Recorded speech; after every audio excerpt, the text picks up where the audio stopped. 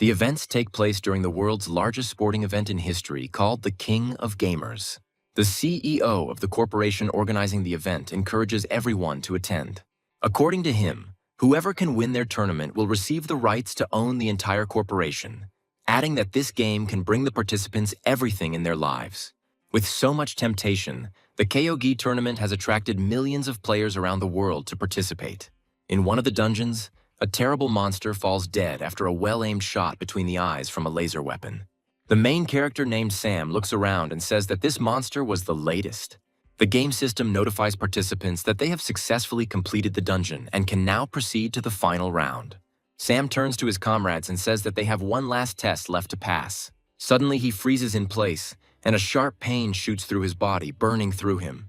The source of terrible pain turns out to be a knife stuck not by a monster, but by a player, directly into the chest of the main character. Having recovered a little from the shock, Sam realizes that the player who stuck the knife in his body is his squad mate. He tries to squeeze out the question of why he did this, but only slides down powerlessly. The traitor tells him that he doesn't want to fight such a strong opponent as Sam in the finale, and asks him not to take it personally. According to the traitor, Sam should only blame himself for what happened for being too gullible. The game system notifies everyone that Sam is out of the game, but the main character, in his last thoughts, refuses to accept this ending to his story. A few seconds later, he regains consciousness in a cold sweat and sees the ceiling of the plane in front of him, causing him to scream loudly. Looking around, Sam realizes that something has clearly gone wrong. Standing up from his seat and taking another look at his surroundings, he realizes that he is in the cockpit of a plane for the first round of KOG called the 1000th Battlefield. Other participants on the plane look up in surprise at the protagonist behaving strangely. Sam approaches one of the participants and loudly demands to know today's date, month, and year. The participant looks at Sam with undisguised incomprehension and tells him that today is the 1st of July 2000XX, the first round of the KOG tournament. Sam is shocked by what he hears and mentally admits to himself that it is difficult for him to believe what happened. However, he realizes that he appears to have returned on the first day of the tournament after being killed by his teammate. Unable to overcome the emotions overwhelming him, Sam shouts that this time he will definitely not lose. His heroic thoughts are interrupted by a muscled man who grabs him by the collar of his t-shirt and loudly tells Sam that he is making too much noise. Pulling Sam closer, the man yells at him to ask him for permission before opening his mouth next time. Sam carefully peers into the face of his opponent and his face changes dramatically, causing misunderstanding among the offender. Suddenly, Sam rushes at the man, hugging him and then calling him by name Stan and saying that they met him in the first round of the competition. He adds that he hasn't been killed yet this round, and Stan angrily pushes the protagonist away, asking him what he's carrying. Sam realizes that since he traveled back in time, Stan doesn't know him yet, and that's why he reacts so hostilely. Sam also remembers that Stan heroically sacrificed himself during a round of zombie siege, saving the lives of Sam and his comrades. Sam mentally tells himself that he won't let something like that happen this time. He extends his hand to Stan and says that in this round only 10 players out of 1,000 will be able to win, so they better team up. Stan examines Sam and his hand for a few seconds before swatting it away, giving him a menacing look. He says he doesn't need teammates and aggressively questions Sam about why he should trust him. After thinking for a moment, Sam turns around and leaves, telling Stan that he hasn't changed at all since their last meeting. Preparations for the first round of the tournament end and the landing compartment of the aircraft begins to slowly open. Having put on a parachute, Sam approaches the edge and turns to Stan, finally telling him that he will definitely want to join him. Stan just looks blankly at Sam's self-confident antics and tries to understand their reason. Sam says they'll see him later and bravely jumps out of the plane on a deadly adventure. The gaming system reports that 3 minutes have passed since the start of the round, adding that out of 1,000 participants, 964 remain alive. On the battlefield, hiding behind a rock, there is a sniper carefully stalking his prey. After a few seconds, he smugly says that his target is acting like a pathetic loser, so killing him won't be difficult. The sniper's target turns out to be a frightened newcomer, half blindly looking around in an attempt to detect a threat. The sniper happily concludes that this tournament, apparently, is attended by only beginners who know nothing about such games. Arrogantly bidding farewell to his victim, he gently presses the trigger of his rifle. However, suddenly someone shoots directly at his head, destroying the helmet protecting him, causing the sniper to fall to the ground. Lying helplessly on the ground, he realizes that it was all a set-up trap. Raising his eyes, he looks menacingly at the shooter, unable to squeeze out his name. The shooter turns out to be another player who used the so-called newcomer as bait to force the sniper to open up. The newcomer tells his comrade that he should not waste his time and just shoot the sniper, after which they can take his loot. Suddenly, loud car sounds are heard behind them, distracting them from killing the nameless sniper. The car turns out to be a huge Jeep, which rushes at full speed towards two players, threatening to crush them. The driver turns out to be Sam, who ironically asks them to show leniency since he is a novice behind the wheel. The former decoy player tries to dodge the Jeep by jumping to the side, but Sam deftly turns to the side, knocking down the enemy. The player, hit by a Jeep, falls to the ground dead, crashing loudly into a wooden box standing nearby. His accomplice looks in shock at the lifeless body of his comrade, removing his rifle from the safety. Pointing the rifle at the Jeep, he begins to scream nervously and opens fire to kill. Sam easily dodges the bullets by jumping out of the car and asking the player where he is shooting at. The player looks at Sam in surprise and is surprised at how he managed to jump out of the car without receiving any damage. He again starts firing towards Sam, trying to hit him, but the main character easily dodges the shots, making a dash forward. Having caught up with his opponent, Sam immediately plunges a knife into his heart, killing him instantly. Sam examines the bodies of the players he killed, and the system informs him that he received 200 points for eliminating 2 targets. The main character says that the items they have will be very useful to him in future battles.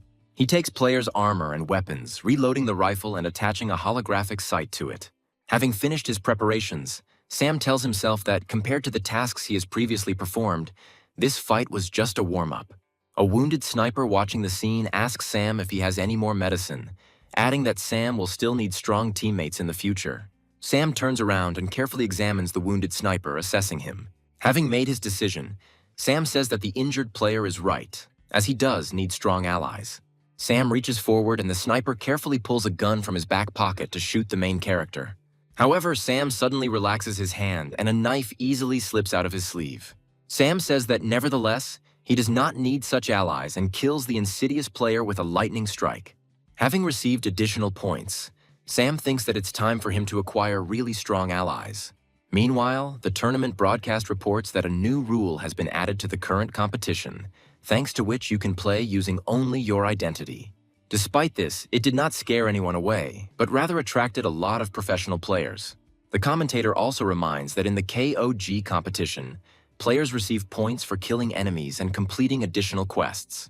According to the commentator, these points can be exchanged for various resources, adding that currently the player with the most points is Sam. Viewers look at Sam's portrait in surprise, trying to understand who he is and wondering if he is a professional gambler. All viewers of the broadcast admit that they have never heard of Sam before and are surprised at how he managed to get so many points. Meanwhile, the camera switches to the sniper's girlfriend, whose territory the intruder enters. This intruder turns out to be Sam, who notices the gunslinger girl and tries to dodge her shots. Taking proper aim, the girl says that the intruder is finished and easily pulls the trigger. Sam barely manages to dodge and hides behind a small fence, but the girl notices a visible helmet. Surprised by such carelessness, the girl thanks Sam for the light glasses and shoots him again. The bullet easily pierces the protruding helmet, but the girl does not receive any notifications confirming the murder. The girl looks forward in surprise and asks herself how this is even possible. The helmet falls, and the girl realizes that he was holding onto a branch and it was all a trap. She notes that she was careless and revealed her position, which means she needs to leave urgently. However, Sam figures out her location and climbs through the second-floor window with incredible speed. The girl makes a quick shot towards the main character, shouting at Sam to go to the next world. The main character dodges bullets, arrogantly telling the girl that she is moving too slowly. Taking advantage of the fact that the girl has run out of cartridges in the clip, Sam goes behind her and knocks her out with a blow from his palm. The girl loses consciousness and falls, but Sam holds her with his hand, preventing her from falling onto the stone floor. Examining his opponent, Sam also notes that she has not changed a bit and still has problems in close combat. After some time, the girl opens her eyes and sees Sam in front of her, who expresses joy that she has finally woken up. Realizing that she is suspended from the ceiling, the girl asks Sam to let her go immediately. The main character tells her that she doesn't have to worry, since they are not in the real world, which means she can hang there as long as she wants without the risk of getting a brain hemorrhage. The girl admits defeat, saying that if Sam is going to kill her, then he better not be a fool and do it now. Sam names the girl Astrid, saying that it would be very stupid if the strongest member of CG Squad died so ingloriously. Astrid tells Sam that she left CG Squad a long time ago. Sam calmly replies that he knew about it, since he is her biggest fan. The girl closes her eyes, swinging slowly on the rope, patiently waiting for Sam to finally say something relevant. The main character tells Astrid that if she makes a deal with him, he will immediately let her go. The girl asks him what kind of deal he is offering, to which he replies that he wants her to join him and become his ally. The girl tells Sam that it is better for him to kill him, since she will never join anyone's team. Having uttered these words, she remembers how everyone used to mock her appearance, weaving intrigues behind her back. Sam interrupts Astrid's flood of traumatic memories by telling her that all her past allies are idiots. He adds that he is the complete opposite of them and has something to oppose them with. According to the main character, he is an incredibly strong player. Astrid asks Sam to stop pretending that he knows everything, adding that all men are the same, and they are not so much interested in her level of skill as in her availability. Sam takes a close look at Astrid's body and notes that it looks amazing from this angle. Astrid swings back and headbutts him hard, angrily asking Sam what he was staring at. Sam squeezes the impact and notes that Astrid remains as hot-tempered as ever. Astrid tells Sam not to pretend that they know each other, and adds that if he wants to kill her, he better do it right now. Sam smiles and says that he will do everything his way, moving closer to the helpless Astrid. He takes out a knife and tells the girl that he will force her to join him in any case. He asks Astrid why she thought he was going to kill her and cuts her clothes a little in the chest area. Astrid begins to scream in fear and disgust and asks the main character what he wants.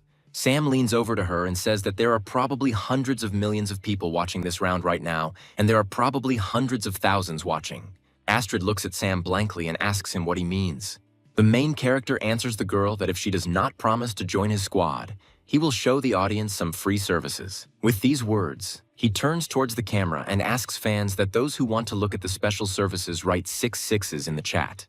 Sam turns to Astrid and says that he will give her a few seconds to think, after which she says that she agrees to join him.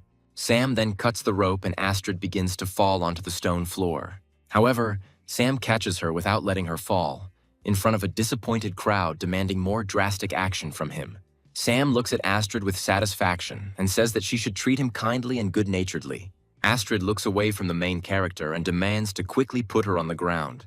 Sam lets go of Astrid and she falls to the floor with a thud, hitting the floor flat.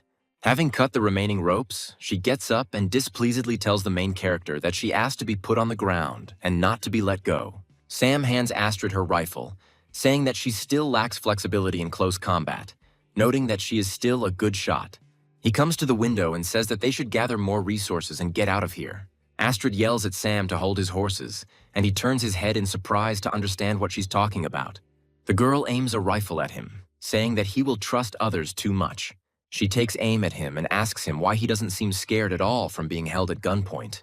Sam expresses confidence that if Astrid told him she would join him, he would never break her promise.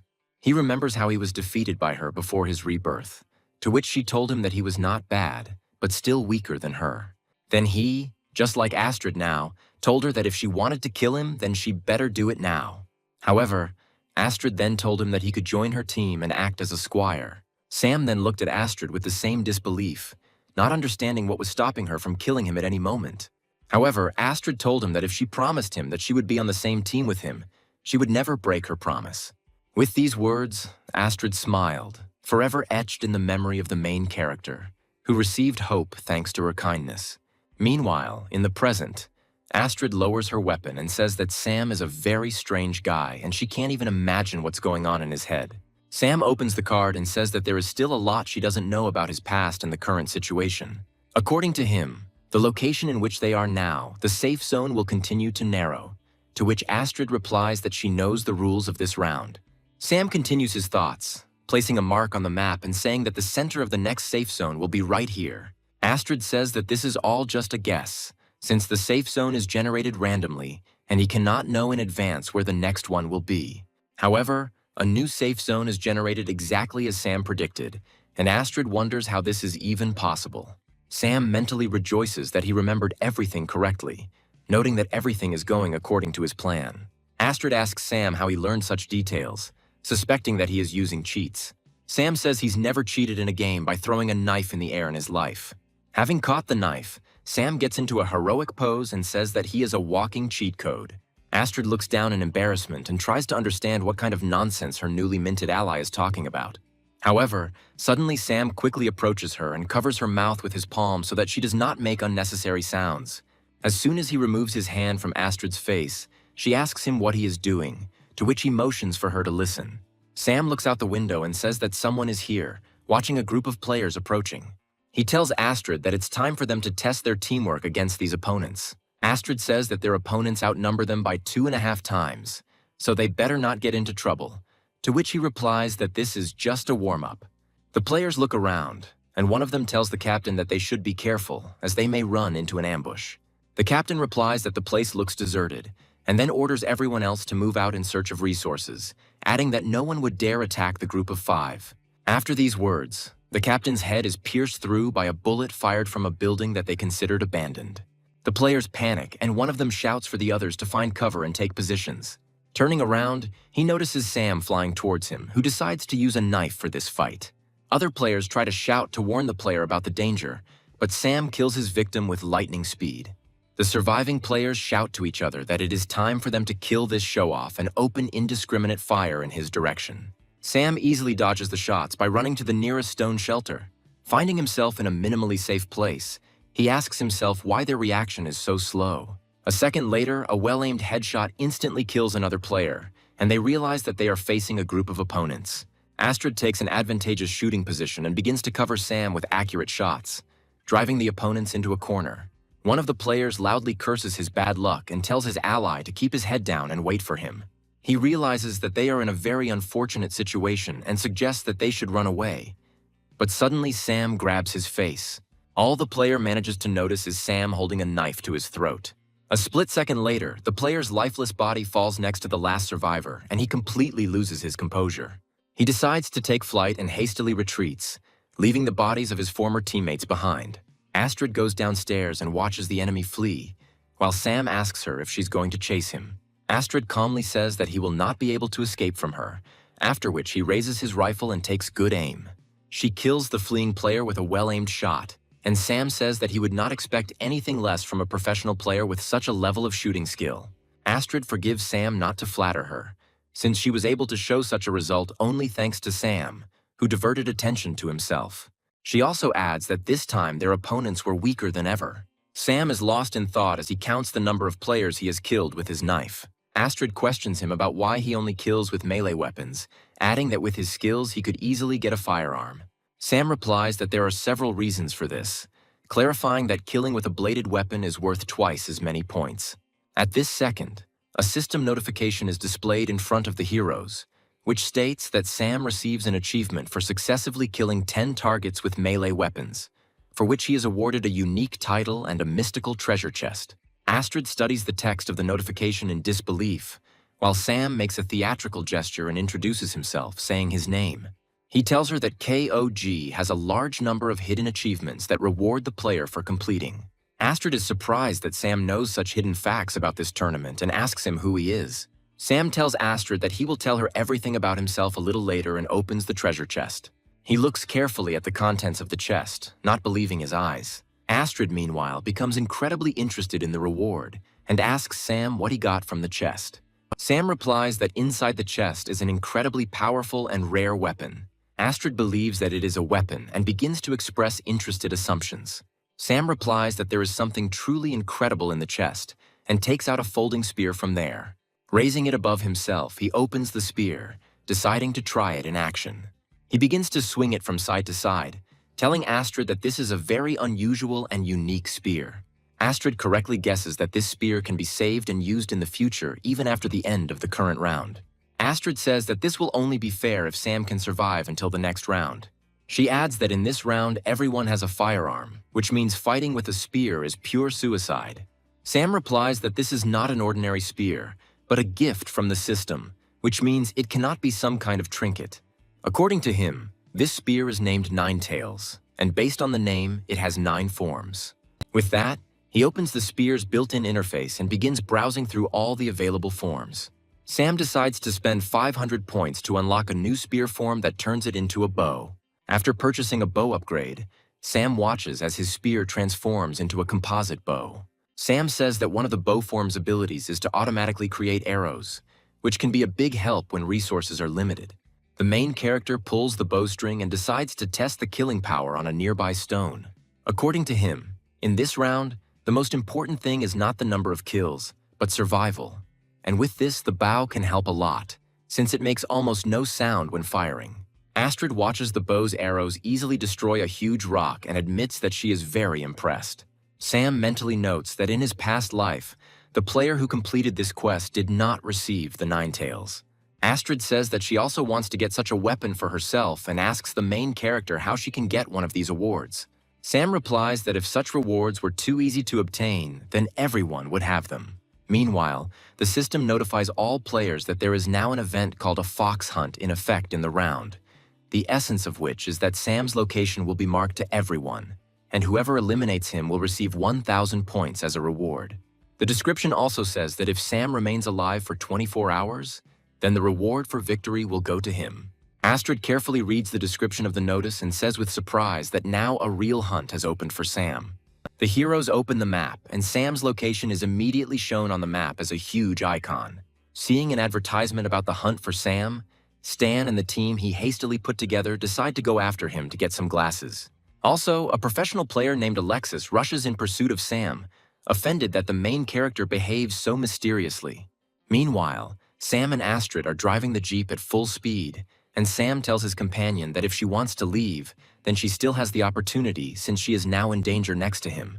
Astrid calmly replies that this is an extremely pathetic reason to abandon her ally. She also jokingly adds that in extreme cases, she can get these 1,000 points for herself by simply shooting Sam. Sam smiles and asks Astrid what her real motivation is. Astrid laughs sincerely and tells the main character that she is just joking and he doesn't have to worry about anything. After a while, Sam presses the brake pedal and tells his companion that they have finally arrived. Looking around, Astrid realizes that their destination is a bizarre stone structure that serves unknown purposes.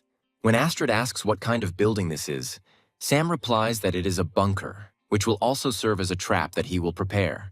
Astrid follows Sam, carefully approaching the steps and asks him what kind of trap he plans to set here. Sam turns his head to Astrid and tells her that soon she will be able to see everything with her own eyes.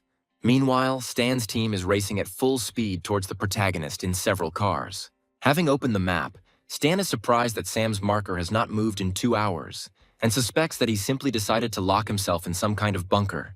Approaching Sam's location, one of Stan's allies notices a parked car, noting that it is parked in an obvious location. Another Stan ally approaches him and says that there are probably a huge number of traps inside, so serious difficulties may await them. Stan's other comrades agree with this statement, saying that in any case only the killer will get points and they will get nothing. Stan says that they are all brothers, so he doesn't care which one kills him, then adds that he will try to disarm all the traps to keep his allies safe.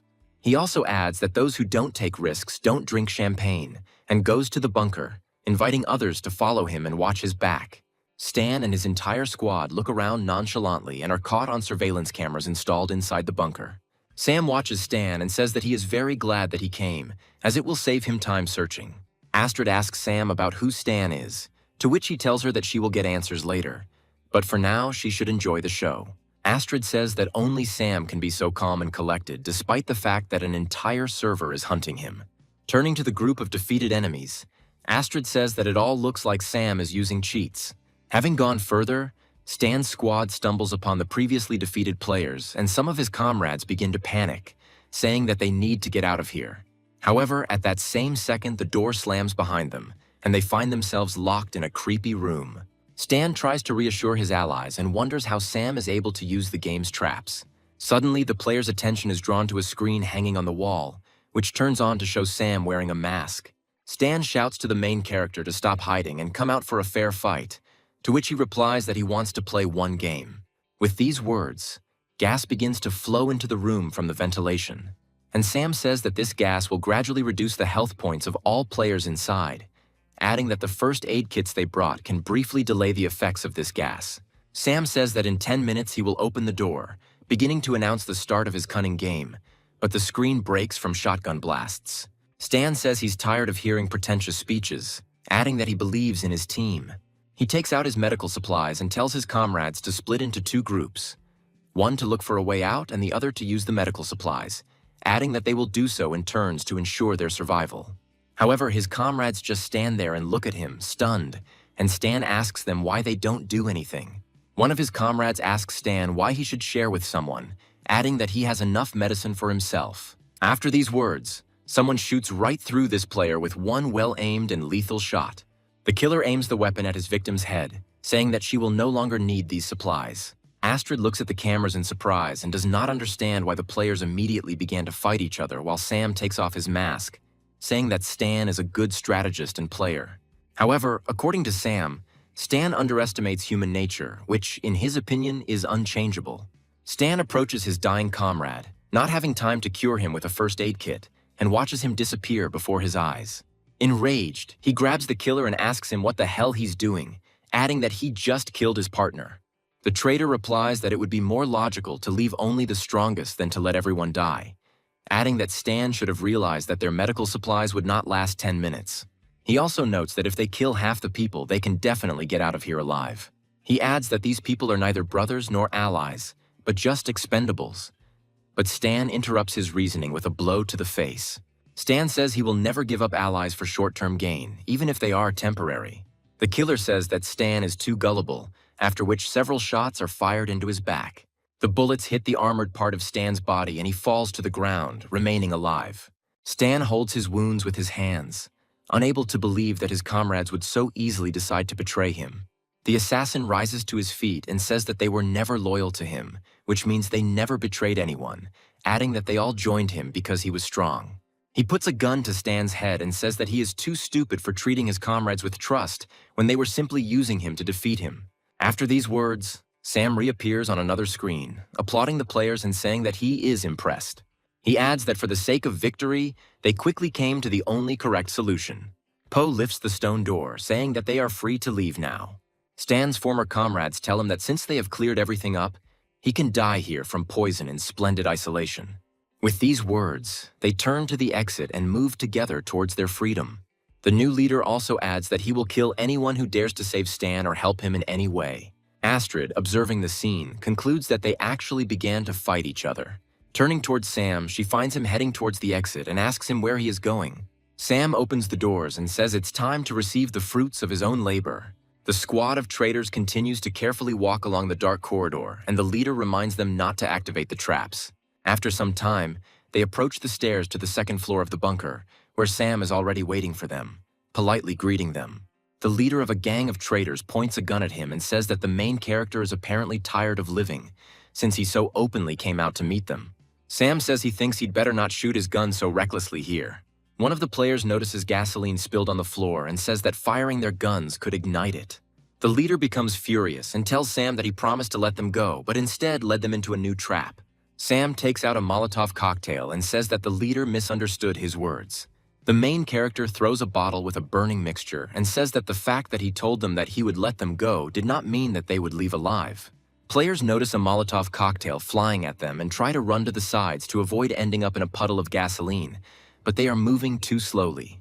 The hall is temporarily filled with the terrible screams of people burning alive, who are trying in vain to escape from the burning hell. Sam watches what is happening, and the system continues to send him notifications of kills, awarding points, after which the system informs him that for consecutive killing of 5 or more targets using fire, he will receive a mysterious treasure chest, as well as the unique title of BBQ Master.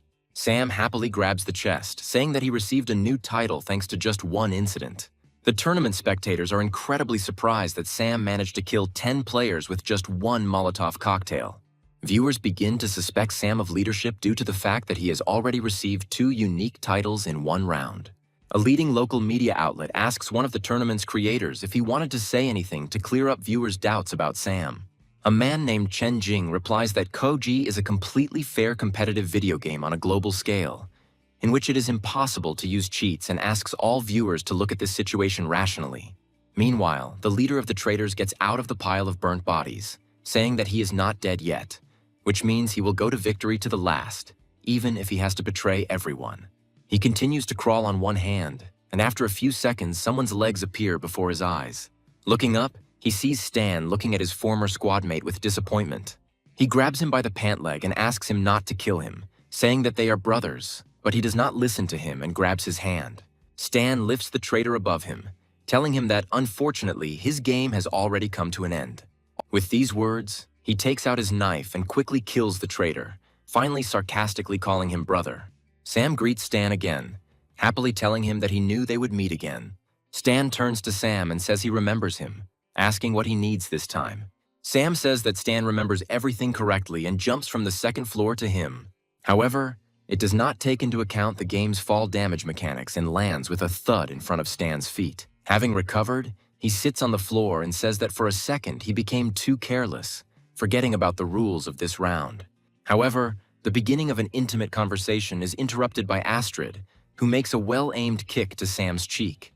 She begins to beat him, saying that Sam could have left a couple of opponents for her because she also needs points, while Stan is surprised that he was able to lose to these guys. Sam tells Stan that they defeated themselves, and he made a minimum effort for this. Stan doesn't understand what he means and freezes in surprise. Sam replies that in fact the gas that was sprayed into the room was extremely low in concentration and would not have killed them even if they had not used medication. He adds that if his comrades had been faithful to him to the end and taken advantage of his plan, then everyone would have survived. Stan laughs heartily, surprised that he didn't realize this sooner, adding that everyone here plays solely to win. He adds that Sam defeated him, so he has every right to kill him. Sam replies that the Stan he knew would never give up and accept such a fate. Stan again asks the main character not to pretend that they know each other, because they don't. Sam tells the story of a mysterious player called the Raging Tiger who fought like a meteor, adding that Stan knows more about him than anyone else. Stan squeezes his hand and says he didn't expect anyone else to remember the rampaging tiger ghost. Astrid approaches Sam and whispers to him that this is the player who killed the top 7 players at the national competition and then disappeared without a trace. Sam takes out his spear and says that it would be stupid for someone like Stan to die here and invites him to fight, adding that if Sam defeats him, then he will join his team. Stan agrees and tells the main character not to beg him for mercy later. Astrid stops Sam, telling him that if they really are the ghost of a raging tiger, then they will never defeat it. Sam agrees with Astrid but asks her what else he can do besides the fight. Without waiting for an answer, he rushes into battle with the words that if he doesn't try, then nothing will definitely work out. Stan's memories take him back 10 years to a time when virtual reality was just beginning, to the finals of a national competition. The commentator announces that on the red side of the ring is the great champion nicknamed the Holy Fire Sword, Quan. Quan's opponent, according to the commentator, is a newcomer to this kind of competition, nicknamed the Ghost of a Raging Tiger. Quan tells himself that he has never heard his name, adding that it will be incredibly easy to win. Having carried out all the preparatory activities, the final of the tournament begins, and a signal about the start of the fight is displayed in the ring. Quan rushes into battle, but after just 19 seconds of the first round, he loses miserably to the underdog. Not believing what is happening, Quan jumps up from his seat and screams at his monitor in rage. The host shouts out with theatrical grace that Quan was defeated in just 19 seconds by their new champion. With that, he points to young Stan and says that the current champion is the ghost of the Raging Tiger. The crowd begins to cheerfully chant Stan's nickname, and he raises his hand in the air, basking in the glory of the winner. Returning to the present, he squeezes his hand and mentally asks himself if he can achieve the same glory again. Meanwhile, Sam yells at him not to be distracted and rushes at him with his spear. Stan comes to his senses in time and takes out his machete, knocking down the protagonist's attack. Sam says that Stan is still as strong as he was back then, to which he replies that he turned out to be no weakling either. The heroes continue to strike each other with swift blows, but none of them achieves the goal. Sam replies that if it weren't for all his training, he wouldn't have been able to last this long, especially against such a strong opponent. Meanwhile, Stan decides to end this once and for all and flies into the air to perform a powerful attack called the Tiger Kick. Sam only manages to place a block at the last moment and flies off to the side at high speed, unable to stop the kinetic energy of the impact. Astrid watches Sam's flight and hopes that she won't have to scrape the remains of his body off the wall. Stan says that no one will be able to stand up after such a blow, prematurely declaring himself the winner. However, Sam, despite being seriously wounded, rises to his feet, saying that now the end has come for Stan. With these words, he changes the shape of the spear, turning it into a bow, greatly surprising Stan. Sam jumps into the air, taking good aim at Stan and saying that at this distance he won't be able to dodge. A split second later, Sam fires a shot that flies through Stan at incredible speed and crashes into the wall. Stan comes to his senses and realizes that the arrow only grazed his face without hitting anything else. Sam states that it was a little unfair of him to shoot the bow since it was completely unexpected, adding that he will consider it a draw and expressing hope that Stan will join his squad after all. Stan stops in his tracks and looks at Sam again, considering his offer. After thinking a little, he shakes Sam's hand and says that he will gladly accept his invitation. The heroes hug in a friendly manner, and Sam joyfully calls Stan brother, to which Stan calls him Baby Sam. Astrid, watching this scene, says that it's time for them to call it a day. Stan takes Sam aside and asks him who this charming lady is. Astrid is about to introduce herself, but Stan doesn't let her say anything, asking the main character if she is his girlfriend. Astrid annoyedly replies that they are nothing more than allies, and Sam explains that she is their sniper. Stan thoughtfully asks Sam if she is a female player, to which she immediately points a gun at him and asks if he has anything against it. Stan quickly replies that he didn't think anything of it, saying that the girls are definitely good at playing, and then asks her to put down her weapon. However, this skirmish is interrupted by a shot hitting near Stan's leg, and the heroes turn back to see the shooter. It turns out that they were overtaken by fighters from Alexis's squad, who came to receive a reward for Sam's head. 3 people enter the bunker, saying that the glasses will belong to them. Astrid accuses Sam of being careless, saying that they should have left quietly and not had ceremonial fights. Sam replies that Astrid doesn't have to worry because he has a plan for just such a situation. Stan turns to Sam and says that he is incredibly interested in what kind of plan he came up with. The main character replies that his plan is extremely simple and consists of quickly fleeing the battlefield, after which he leaves with incredible speed. Astrid and Stan follow his example, saying that he could not have delayed his announcement, while the hunters make their way further into the bunker in search of their prey. Not far from the bunker, Alexis observes what is happening through binoculars, saying that things are taking an increasingly interesting turn. Alexis's assistant says that if they don't do anything, someone else will definitely catch Sam. Alexis responds that he very much doubts his subordinate's ability to kill Sam. He adds that several groups of players have already entered this bunker, and no one has returned, which suggests that many traps awaited them inside. From Alexis's point of view, Sam will inevitably have to go outside, since the safe zone is constantly changing. Alexis's assistant says that he is a truly professional player, since he knows about such subtleties. Alexis ends her reasoning by saying that even if they don't catch Sam, they will definitely meet him on the real hunt. Meanwhile, the hunters are wandering around the bunker looking for the fugitives, saying that they could be anywhere. Suddenly, the lights in the room turn off and the hunters tell each other to be on their guard, as there are many traps here. The reason for the blackout turns out to be Sam, who says that it's time for them to go on the offensive. Stan and Astrid say that turning off the lights can't help them much since they also can't see their opponents. Sam, who has acquired night vision goggles, approaches Astrid to examine her and says that he sees everything perfectly. Not appreciating Sam's methods for communicating with the opposite sex, Astrid hits him hard on the cheek, causing him to fly several meters back. She puts on her night vision goggles and adds that just because Sam has them doesn't mean he can stare at her. Stan says that he has never found anything like this and asks the main character where he got 3 pairs of such glasses. Sam replies that he was just very lucky, mentally believing that they should stay in the bunker for a while. Astrid says Sam keeps so many secrets that she wouldn't be surprised if one day he pulls a gun out of his pockets. Stan tells the main character that they are in the same boat and asks him what they plan to do with those who have come for their heads. Sam says now is the time to kill and takes out his weapon, selecting the bow shape on it. 2 hunters wander in the dark, and one of them says that they have a lot of worries, to which her ally replies that she should not bother herself with such thoughts. However, he then tells his ally that she can just give him her number so they can have fun later in the real world. No one answers the unlucky hunter, and he looks around, trying to figure out where his companion has gone. Taking a closer look, he notices that the huntress was killed by an arrow hit in the temple and lies on the stone floor. The hunter leans over her body angrily and says that she could have left her number before she died. A split second later, Sam approaches the hunter and impales him with his spear, killing him with 1 blow. Pulling out his spear, Sam looks around in search of other opponents. After getting 100 points for a melee kill, Sam says that even if it's just a game, it's impossible to win if you don't take it seriously. After searching the hunters, the main character is surprised that despite the fact that they are a newly formed team, Their weapons are quite primitive. Carried away by the process, he does not notice how other hunters are approaching him and pinning him down with heavy fire. A few seconds later, one of the players is killed by a well-aimed shot to the forehead from an unknown location.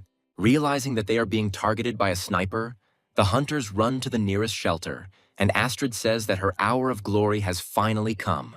All hunters hide behind wooden pallets, giving the main character a chance to recover and go on the attack. Sam decides to take advantage of the pause and decides to go on the offensive, telling Astrid to be careful. The hunters peek out from cover, saying that it has become too quiet and deciding to quietly sneak away. However, a second later, Sam jumps onto the wooden pallet, asking them if they are looking for him. The hunters try to escape, but he grabs them by the necks and begins to choke them until they die. Sam again receives increased points and is happy that additional rewards are given for killing with melee weapons. Sam gets too carried away and one of the hunters swings a crowbar, saying that the reward will go to him. However, Stan interrupts him by stabbing him in the back with a powerful machete. He tells Sam that he is getting too wild, so he should be careful. Sam replies that it is very difficult for him to behave calmly in this game. Suddenly, they are blinded by the bright light of a wrist lamp, which is visible in one of the dark corridors. The characters look at the light and ask themselves what kind of object this is. A squad of hunters enters the hall, whose leader says that now they have light, thanks to which they can defeat him. Suddenly, their portable flashlight is shattered by a well-aimed shot from a sniper rifle. The hunters look at the broken flashlight in horror and immediately begin to panic. Astrid observes their behavior with undisguised incomprehension, calling them idiots. The leader of the hunters is surprised that their lamp broke due to a simple shot, and his allies begin to ask him why he raised it so high above his head. In the dark, the hunters begin to panic and water everything that moves, including their own. Sam and Stan hide behind cover, and the main character offers Stan another friendly competition, since their fight ended in a draw. Sam suggests comparing which of them can kill the most players, and Stan happily agrees. After some time, the last hunter falls dead, and Sam decides to turn on the light. Stan cleans his machete and asks Sam which one of them has the most kills. Sam, smiling, replies that unfortunately, after a certain point, he stopped counting. After looking around, the heroes are convinced that the bunker has been cleared, and the system sends a notification that only 675 players are left alive. Sam still decides to show off and says that it still seems to him that the victory is his. However, his show of modesty is interrupted by a well-thrown can of energy drink. Astrid says that if they fought honestly, he would have lost long ago and takes a drink from another can. Sam replies that this was all a tactical plan, since in this situation there was no time for fair duels. Stan says that if the other competitors are just as weak, it won't be hard to win. Sam says the safe zone will move soon and it will be away from their current location. Astrid says that they have already killed so many people, which means they can fight for a very long time. Sam replies that firstly, this game is different from other games in this genre, since the battles here can be very grueling. And if they are far from the safe zone, it will be difficult for them to restore their health. He also says that players who are outside the safe zone will face something worse than gas, and if they remain outside this zone, they will certainly be in trouble. Astrid looks at the main character in surprise and asks him what could be worse than gas. Sam turns his head towards Astrid and tells her that in this round they will be threatened by radiation. Stan asks Sam what the difference is between radiation and poisonous gas. Sam explains that radiation can dramatically reduce the health of players, and only special medications can restore it. But this is not all the properties of radiation. Astrid says that in this case, they shouldn't stay here and get out of here. The girl is about to leave, but Sam grabs her hand and asks her to take her time. Astrid turns to the main character and asks him what he needs. Sam calls up the game map and says that although they know what traps there are, no one can guarantee that other players are not waiting for them right near the exit. Astrid says that in any case, they shouldn't just sit here and wait to die. Sam answers her, telling her not to worry as he has a plan for this case. Meanwhile, the sun sets and a starry night falls on the game map. Alexis's assistant tells his boss that the place will soon be outside the safe zone, asking him if he's sure they're still there. Alexis replies that the fox is still inside, adding that they cannot leave as the reward should belong to them. Turning around, he says that the safe zone is narrowing, which means they don't have to wait long. Alexis's henchmen begin to take damage from the danger zone, to which he tells them not to worry as they have the necessary medical supplies. One of Alexis's teammates notices that the medications aren't working and his health points continue to drop. Alexis looks at the pills, saying that as he thought, this is not the usual effect of poisoning, but something much more serious. One of the henchmen says that he joined their team not in order to die, but in order to win. He adds that he is heading to the safe zone, and they can stay here until they die. Alexis tells his colleague that he is free to choose whether to stay or leave. The player moves away from Alexis towards the safe zone, but a few seconds later a bullet pierces his head. Alexis says that everyone who is not on his team is considered his enemy, adding that the killed player should not be offended by this.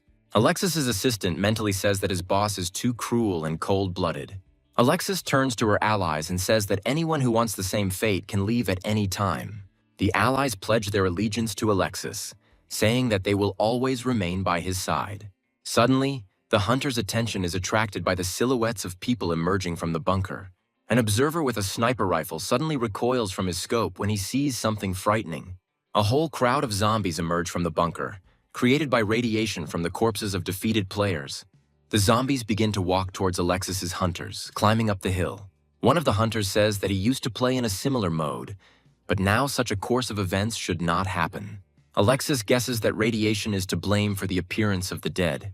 Seeing an overwhelming advantage in the ranks of the dead, Alexis's minions say they need to retreat to a more advantageous position. Alexis replies that their goal is still here, and if they retreat, they will never be able to win, and all their efforts will go down the drain. With these words, he points the revolver towards the enemy and with a well-aimed shot to the head kills the zombie rushing to the top of the hill. He tells his allies not to be such cowards, since they have enough weapons to hold out here a little longer. The allies are briefly charged with morale and open fire on the dead, but this is not enough. One of the hunters says that the zombies have too many health points and they won't be able to destroy them all. He loses sight of the dead man, who sneaks up on him and kills him by eating his brains. The hunter falls to the ground, but after a few seconds he rises as another warrior in the army of the dead. Another hunter says that the more they fight, the more dead people come running to take shots. Alexis's assistant says that all the dead become zombies, adding that if this continues, the situation will become catastrophic. Alexis tells him that their target is now right in front of them, adding that they cannot retreat now. Hearing the sounds of gunfire, the living dead continue to run out of the bunker in crowds. Among the horde of the living dead, 3 familiar silhouettes suddenly appear. They turn out to be our heroes, who pretended to be zombies in order to quietly escape from being chased by other players. Hunter Alexis is not noticed by Sam and his friends, distracted by shooting carrion. Suddenly, behind the hunters, the sound of the exhaust pipe of a running car is heard. Turning to this sound, one of the hunters sees a very strange picture in front of him. He notices Sam and his squad and shouts that somehow the zombies have learned to drive. Alexis turns towards the car, saying that this is physically impossible. However, Sam suddenly pulls off his mask, surprising the hunters and Alexis himself. After reciting a passage from a Chinese poem, he says with a smile on his face that they will meet again. Alexis screams in rage that Sam and his squad fooled them and aims his revolver at them. However, Sam puts the gas pedal to the floor and drives away at full speed. Alexis orders his allies not to hesitate and to immediately follow the fugitives. One of his henchmen asks to save him from a zombie, who has leaned on him with his whole body and is not allowing him to escape. Alexis only looks at his comrade with contempt and kills him with a shot to the head. Calling the deceased a burden, he arrogantly goes to the car to set off in pursuit of Sam himself. Meanwhile, Sam and his friends are cutting through the dust on a country road at night. Astrid says that Sam's plan now makes her incredibly stinky, adding that she doesn't understand why everything in this game is so realistic. Sam replies that they had no other choice, since otherwise they themselves would become targets for zombies. Stan notices the chase and says that these hunters don't seem to want to give up. Alexis, surrounded by the few remaining assistants, pursues Sam at full speed in hopes of getting his reward. Sam says that now we will show them the power of our first-class driving skills and grips the steering wheel tighter. Alexis's assistant tells his boss that the car Sam stole is one of the best, so they won't be able to catch up with them. Alexis replies that there is a cliff ahead of them, and if they do not learn to fly, they will fall straight into its trap. Sam continues to flee from pursuit and notices that the road is about to end. The main character desperately goes through the options in his head, realizing that the window of opportunity is rapidly shrinking. Stan tells the main character that if this continues, they will soon die, and Astrid covers her face with her hands in fear, saying that she is very scared to look at what will happen now. Sam, however, does not lose confidence and asks his comrades to hold on tight to something. At the last moment, he goes into a controlled skid, turning the car before the cliff. The hunters following Sam on motorcycles do not have time to slow down, not expecting such an action from Sam. Failing to react in time, they all fall into the abyss, dropping out of the competition. Sam happily says that this is what they need and presses the gas pedal again, fleeing from his pursuers. Alexis loses his composure, ordering them to continue following him and adding that they won't miss him anyway. The assistant tells him that they have already lost a lot of people, adding that even if they receive this reward, the ends will not justify the means. Alexis puts a gun to the assistant's head and asks him how he dares to contradict him, adding that he no longer cares about the reward and is only interested in Sam's death. Another hunter, Alexis, shouts to the allies that they heard the boss, adding that they must kill Sam at any cost. Stan says that apparently the hunters no longer care about the reward. They will start shooting at them with everything they have, to which Sam replies that this can help them, since Alexis cannot think straight. Alexis loads her rifle and says that they are at the right shooting range. He tells Sam that he is about to see the power of real professional players. Taking proper aim, Alexis fires a shot towards Sam's car. The bullet hits the car's tire, and the main character only miraculously retains control in his hands. He notes that the hunters decided to go on a decisive offensive. The hunters notice that the car with the main character stops and assume that they managed to shoot out a tire. They start racing towards the stopped car, overcome by a thirst for easy money. Suddenly, two of them receive several bullet wounds and immediately fall off their motorcycles. Their comrade, who treacherously shot them in the back, tells them to hold their horses. He adds that when he receives the award, he will no longer have to be under anyone's control. Having approached the car closer, he notices that there is no one in it, and only at the last moment notices the glare of the optical sight. Astrid wastes no time getting into a good shooting position, stabilizing her rifle with the help of the car doors. She fires a quick shot, killing the off-guard hunter, causing him to fall off his motorcycle. The motorcycle, left without a driver, continues to approach Sam at high speed, who calmly stands in its path. A satisfied smile appears on his face, and he says that it's time to show who the real professional is here. With these words, he sticks his spear into the ground and jumps into the air in front of a moving motorcycle. Landing on the vehicle with ease, he grabs the steering wheel and spins 180 degrees. Having completed the maneuver, he heads towards Alexis's hunters, shouting to them to accept his challenge. The hunters shout back at him that he thinks too much of himself and open fire to kill with small-caliber weapons. Sam skillfully controls the motorcycle, expertly dodging bullets that whistle near his head. Hunters waste their clips by complaining about the inconvenience of reloading with one hand. Having approached the opponents at a sufficient distance, Sam decides to carry out a complex maneuver in order to destroy several opponents with one blow. With one swing, he throws two opponents off their bikes, reducing their health points to 0. For each defeated enemy, the main character is awarded 100 points, since he still wields melee weapons. Another group of hunters gets closer and draws their weapons to open fire. However, Sam manages to get close enough to them so that they are within the range of his spear. Having burst into the crowd of opponents, he continues to crush them, swinging his spear. Alexis gets out of the car and says that it looks like he's playing Sam's game, adding that this location could also be part of his plan. Alexis's assistant tells him that the border of the safe zone will soon reach here. Alexis looks at the pills he has stored and says that if it really is radiation, then the drugs should help him. The assistant asks Alexis if he will share it with him since these pills are so effective. Alexis only arrogantly replies to the assistant that he is an unnecessary pawn and can only count on help if he kills Sam. Meanwhile, one of the hunters driving a car asks his driver to drive more carefully so that it would be more convenient for him to shoot. However, having received no answer, he decides to turn around to understand what is happening. He sees that someone has killed his driver and their car is racing at random. The shooter tries to take control but does not have time and crashes into a tree, exploding along with the car. The driver's killer turns out to be Astrid, who continues to fire accurately at approaching enemies. Taking a break to reload her rifle, she says she can't give all the points to Sam. Stan, sitting next to Astrid, says that Sam was able to turn even a simple shooter into a real action game. He says that unfortunately his weapon has a very low range, and because of this, he cannot kill other players as effectively. Sam, meanwhile, continues to smash enemies with his spear, receiving double points for each kill. Having made his way through a whole crowd of hunters, he moves on, deciding that it's time to take on Alexis himself. Alexis stands next to the car and finds Sam running full speed towards him. They both see each other, and at the same time say that it's time to end this. Alexis reloads her assault rifle and stands at the ready, taking good aim. He unloads the clip towards the main character, saying that he cannot lose to such a weakling as Sam. Sam dodges Alexis's shots, keeping his head lower. However, one bullet still hits him directly in the shoulder, taking away about 20% of his health points. However, he manages to close the distance and lowers his spear again. Sam thrusts his spear into the ground, creating a smokescreen and thereby slowing down his speed before jumping. Grabbing it with both hands, he jumps off the motorcycle, trying to soften his fall. The motorcycle rushes at full speed towards the car standing next to Alexis. Alexis manages to jump to the side in time, performing a somersault.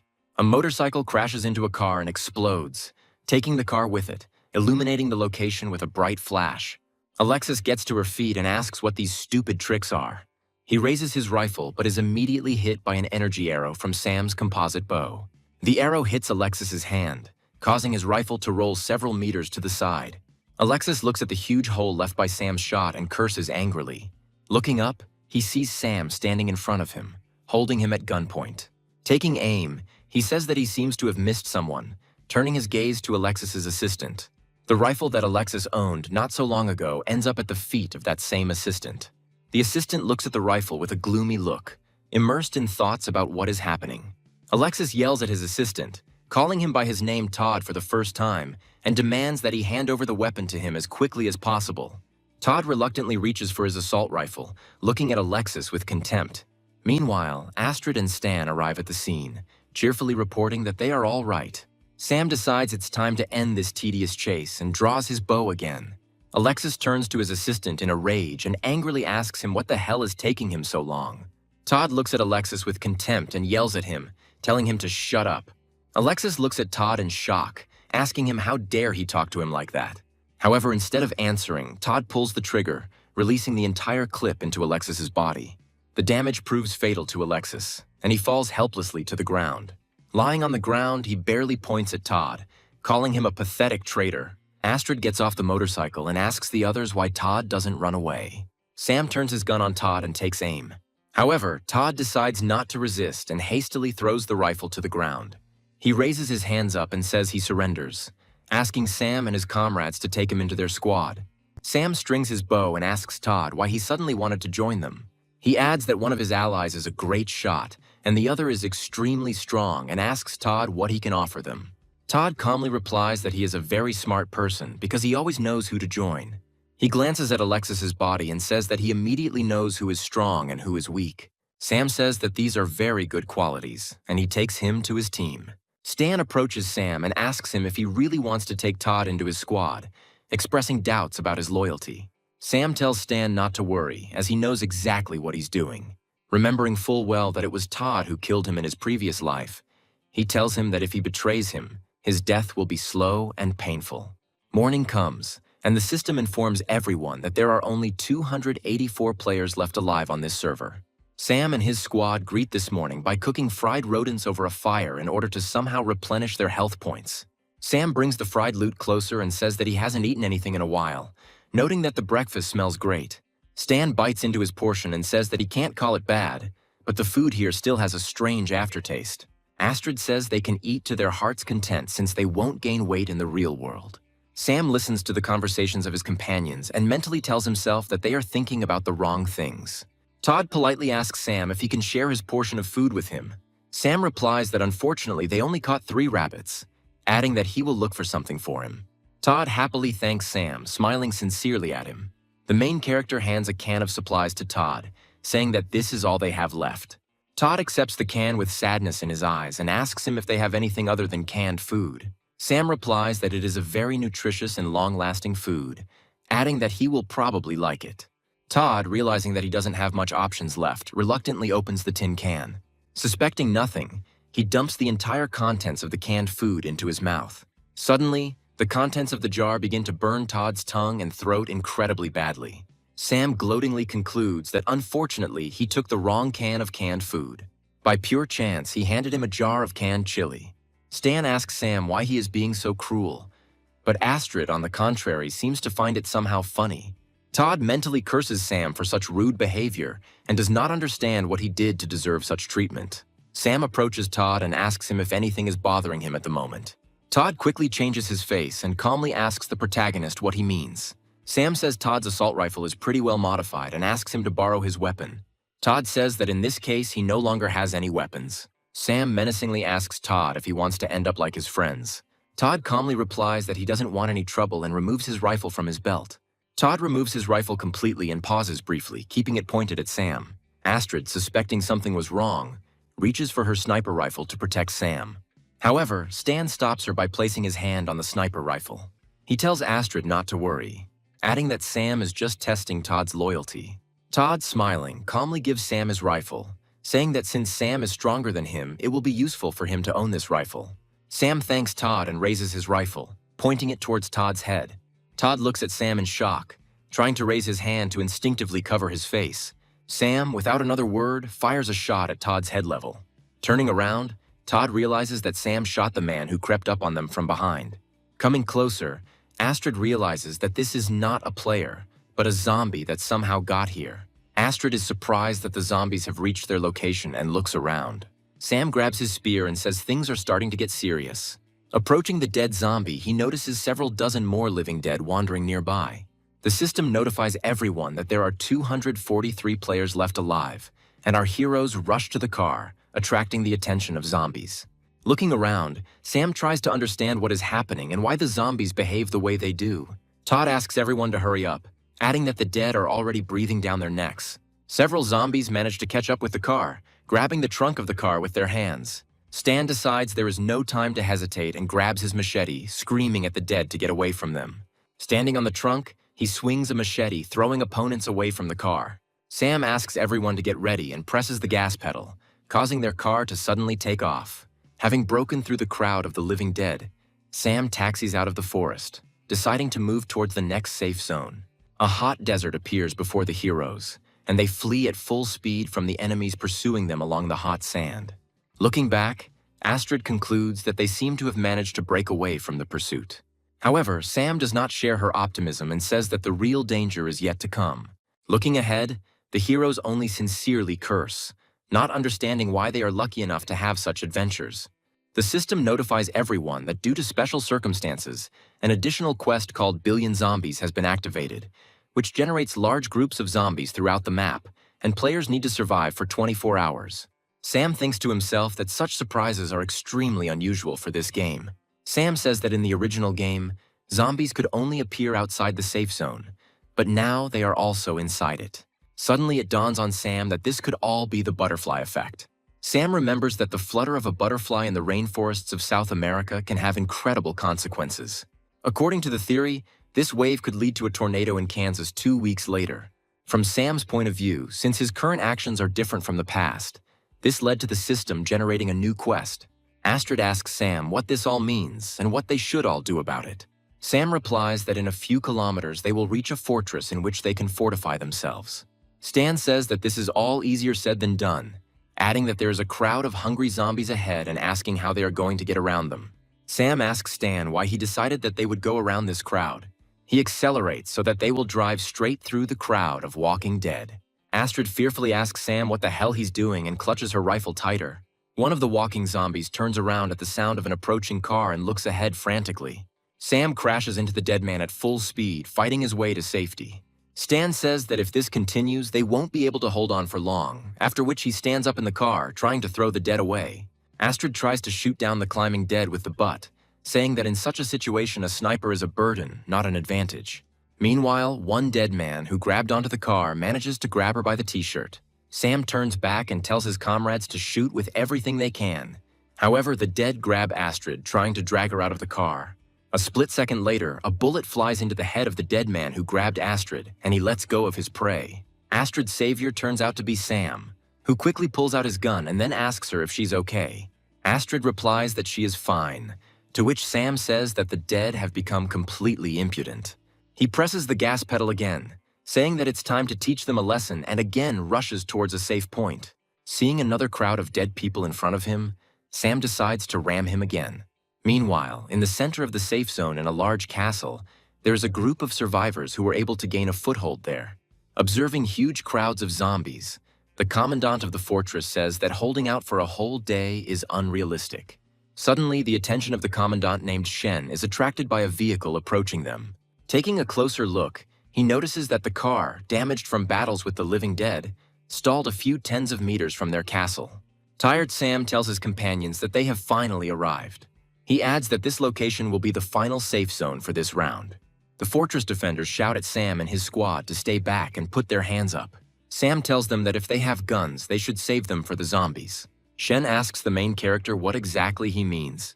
Sam points to a crowd of zombies hanging around behind them and says that if he doesn't let them in, the zombies will kill both Sam and everyone in this fortress. Shen asks the protagonist why on earth he should trust his words. A split second later, Shen's cap is pierced by a well-aimed shot from a sniper rifle. Astrid gives him a smug look, implying that Shen doesn't have much of a choice in the situation. Sam says he has one very good reason why Shen should trust him. He says that he and his squad are incredibly strong players who are superior to everyone on this server. Shen takes off his cap and looks at the neat bullet hole left by Astrid's rifle. With a wave of his hand, he turns to his companions and orders them to open the gate for Sam. Sam and his squad look through all the weapons and ammunition they managed to get during their trip. Shen and his companions look at the collection in fascination, saying that they are very impressed. Sam tells everyone that he suggests sharing all the weapons among themselves to increase their chances of survival. Shen is surprised by Sam's generosity and says that he is very generous. Todd says he agrees with Shen and asks Sam if it would be better to save the weapon. Sam replies that there is no point in doing this, since they are all in the same boat, and if they fail, they will all go down. He hands Shen a machine gun, saying that the jokes are over, adding that the rules of the game have changed, and if they do not unite, they will die.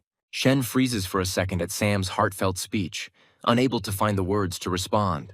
Having come to his senses, he loudly says that he agrees with the main character and accepts the machine gun from his hands. Astrid and Stan stand at the makeshift distribution point and begin distributing equipment and ammunition to everyone who wants it. After some time, Shen reports that all his guys are equipped and ready for battle. Sam praises Shen and asks everyone to say what their ultimate goal is. The defenders of the fortress unanimously shout that their only goal is victory. After some time, Sam climbs the tower and secretly shoots the dead man with his bow. Sam notes that the reward for killing a zombie is negligible, amounting to only 10 points. Meanwhile, Todd comes up to him and asks him if he wanted to see him, calling Sam the boss. Sam tells Todd to stop calling him that because he's no one's boss. Todd says Sam's plans, however, force him to follow him. He adds that Sam is nevertheless very cruel, since he recruits so many people into his team in order to mercilessly kill them at the end of the game in order to win. Sam says Todd is wrong because all he wants to do is fight alongside them and survive until the very end. Todd says that this must all be some kind of joke, since there are so many of these zombies that it is not possible to survive to the end. Sam replies that KOG doesn't give players tasks they can't complete so they can win, adding that that's why he has an important mission for Todd. Todd asks Sam what is required of him, to which he replies that he is required to find out information about the zombies so that he can build a defense plan. He adds that Shen has already sent 3 people from his team, so they should also send someone as a sign of trust. Todd asks Sam why he should go because Astrid and Stan are much stronger than him. Sam says that Stan loses control of himself as soon as he starts fighting with someone. He also adds that Astrid is an excellent shooter, but in close combat she will have a very difficult time without support. Todd, from Sam's point of view, is very agile and masters all types of weapons, which means he is ideal for this job. He asks Todd if he wants Sam to go instead. Sam says that as a reward, I'll let him sit on the sidelines while they defend the castle, adding that this way he can get the highest survival rate. Todd says that he is satisfied with these conditions, expressing the hope that Sam will not take back his words. With these words, he leaves, thinking about the plan for his task. Sam tells Todd to be careful and make sure he comes back safe and sound. Todd takes one of the motorcycles of the fortress defenders as transport and leaves for reconnaissance. Stan watches Todd leave and asks Sam why he sent the boy to certain death.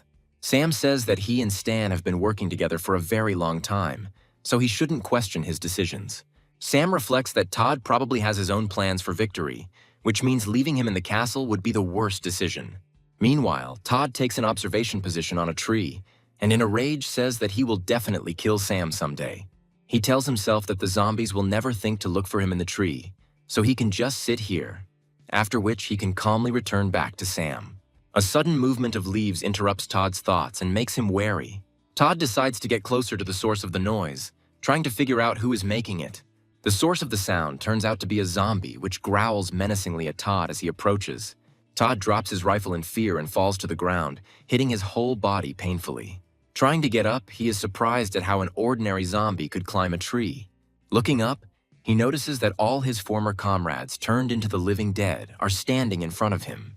One of the dead men steps on his rifle and in an otherworldly voice says that he did not expect to meet Todd again. Todd looks up and is speechless for a while in shock. In front of him is Alexis, who turned into a dead man but retained his self-awareness. After some time, Sam fills out the necessary reports for the future defense of the fortress, sitting in one of the offices. Steen says that he has finished counting the players in the fortress, adding that there are a total of 72 people in it, taking into account the new ones they accepted. Sam tells Stan that 72 people will be more than enough for his plan. Suddenly, there is a loud knock on the office door, and a male voice reports that there are 73 people in the fortress, not 72. Stan and Sam are distracted by the sound, trying to figure out who said it. Todd enters the office and reports that he has successfully completed his mission. Stan pats Todd's shoulder, praising him for his excellent job and expressing his joy that he was unharmed. Todd says he gained incredibly valuable experience fighting hordes of zombies. Sam also thanks Todd and tells him that he did a great job. Todd approaches the main character and asks him if his promise is still valid. Sam says that Todd can tell him everything he learned, after which he can calmly go and rest. He adds that he can safely leave the defense of the castle to them since they are well prepared for this. Astrid, meanwhile, is busy shooting the dead from a distance and wonders if the zombies are even going to attack them. Shen approaches her and applauds her accuracy, saying that she is very good at her job. He admits to Astrid that he is almost a devoted fan of hers. Astrid asks him why he still carries around his cap, which was shot through and through. Shen says that because Astrid was the one who shot her, he will keep this cap until the end of the match. Sam comes out to them, calling out to Astrid, saying that he is looking for her everywhere. Shen says that he will not interfere with their conversation and leaves to check the equipment. Astrid asks Sam if Shen whispered anything to him while he was passing by.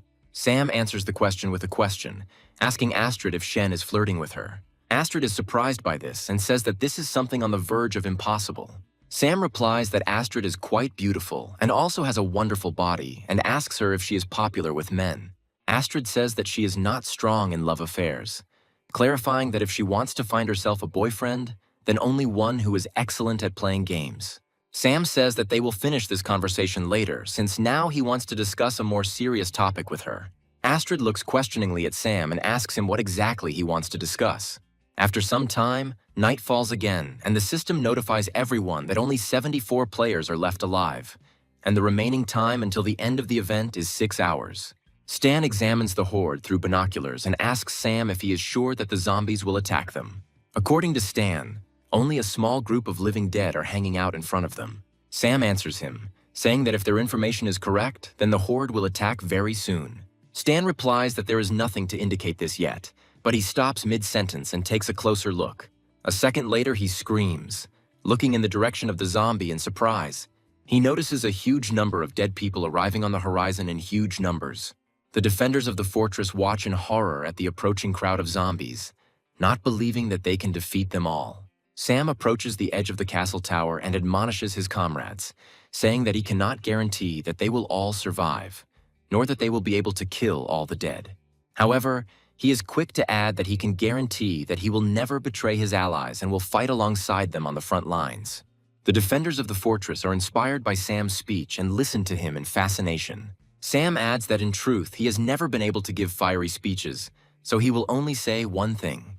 With these words, he raises his fist in the air and shouts that they will definitely win. The crowd picks up his enthusiasm and begins chanting these words as well. Meanwhile, a horde of the walking dead arrives at the castle, beginning a siege. First of all, the zombies step on a mine, causing a powerful explosion that scatters dozens of dead people to the sides. The defenders of the fortress are surprised by this turn of events and look down at what is happening.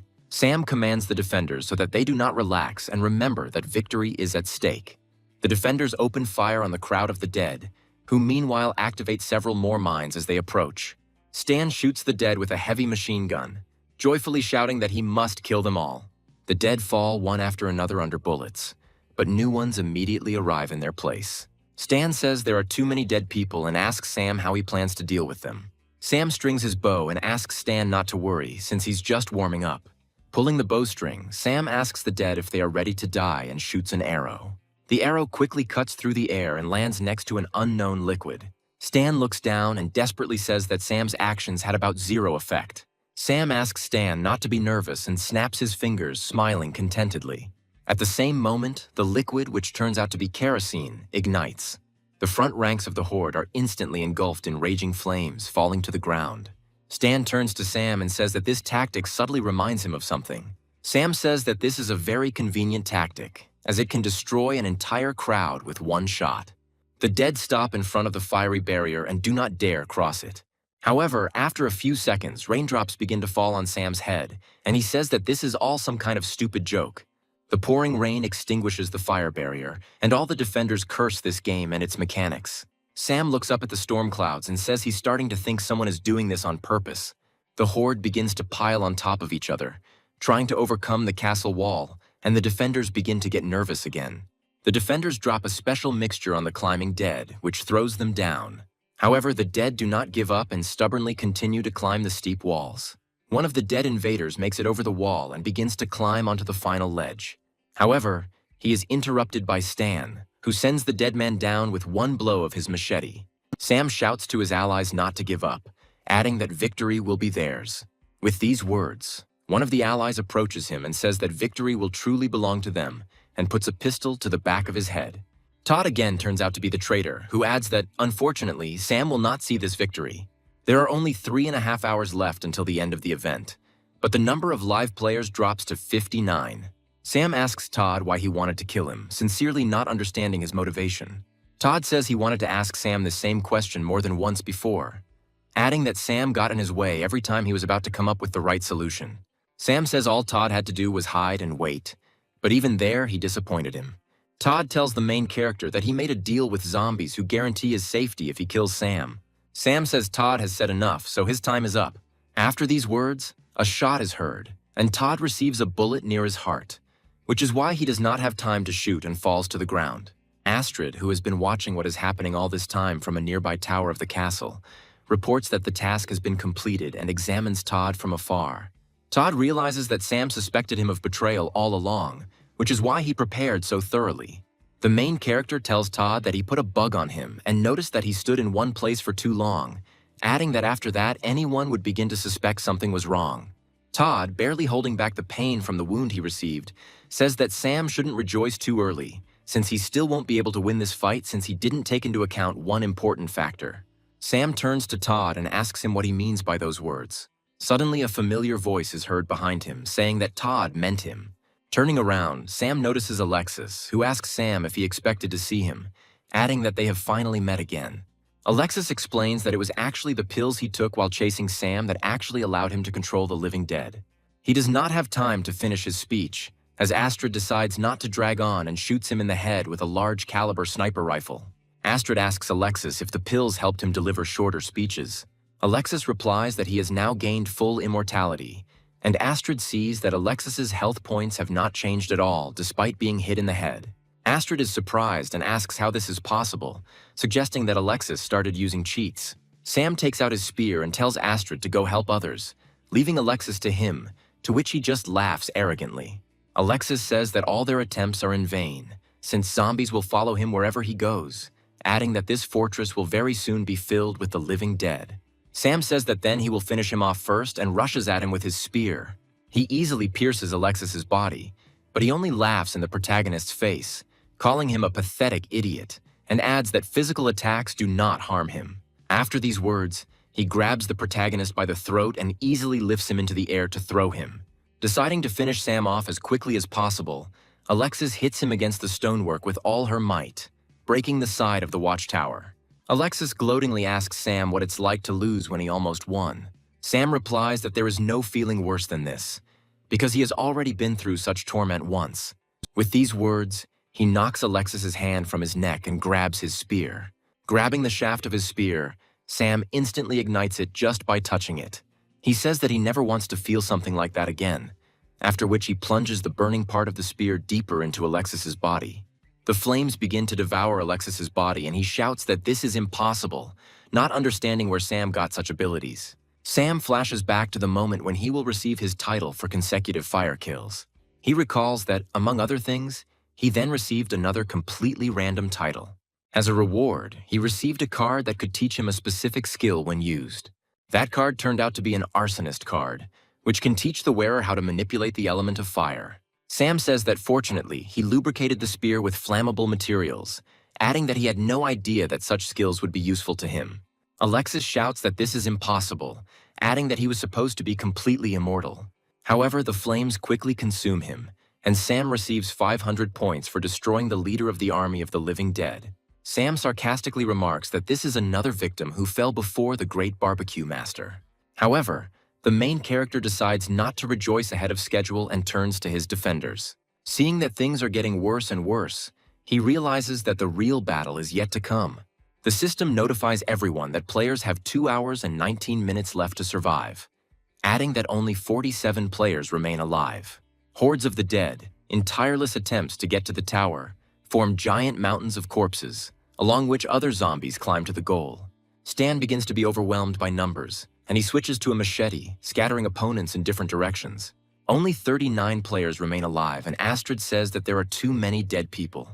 Another 5 players die, and Shen holds his position with his last strength, shouting in despair that the zombies are coming in an endless stream. Sam continues to shoot opponents one after another and tries to understand why nothing has changed after the murder of the leader of the dead, expressing hope that the game did not throw them an event in which it is fundamentally impossible to win. Todd, sitting nearby, tells the main character that they are alike because in the end they will both lose this round. Todd says that everyone who followed Sam is a complete idiot, since he is leading everyone to hell. Sam slowly repeats Todd's words, and suddenly they give him a great idea. Turning around, he tells Todd that he is right, adding that he is going to take advantage of this. Todd asks the protagonist in surprise what he is up to, coughing from his injuries. Sam says that the time has come to survive for real and lowers his weapon, deciding to take the most desperate step. Meanwhile, Stan begins to lose ground and the zombies deal him a powerful blow, knocking him down. Looking up, he sees a dead man in front of him who is swinging a sharp axe at him. However, a split second before Stan is hit, the zombies suddenly freeze and look around at strange sounds and screams. Stan gets up and says that he recognizes this strange voice, and also turns towards the noise. Stan grabs the fresh motorcycle that the dead Alexis is tied to and jumps off the tower. Astrid, observing this desperate act, says that Sam is becoming too reckless. Sam turns to face the horde of walking dead and yells at them to follow right behind him, additionally honking at them from his motorcycle. Hearing screams and sensing the presence of their leader, the dead turn around, looking at Sam.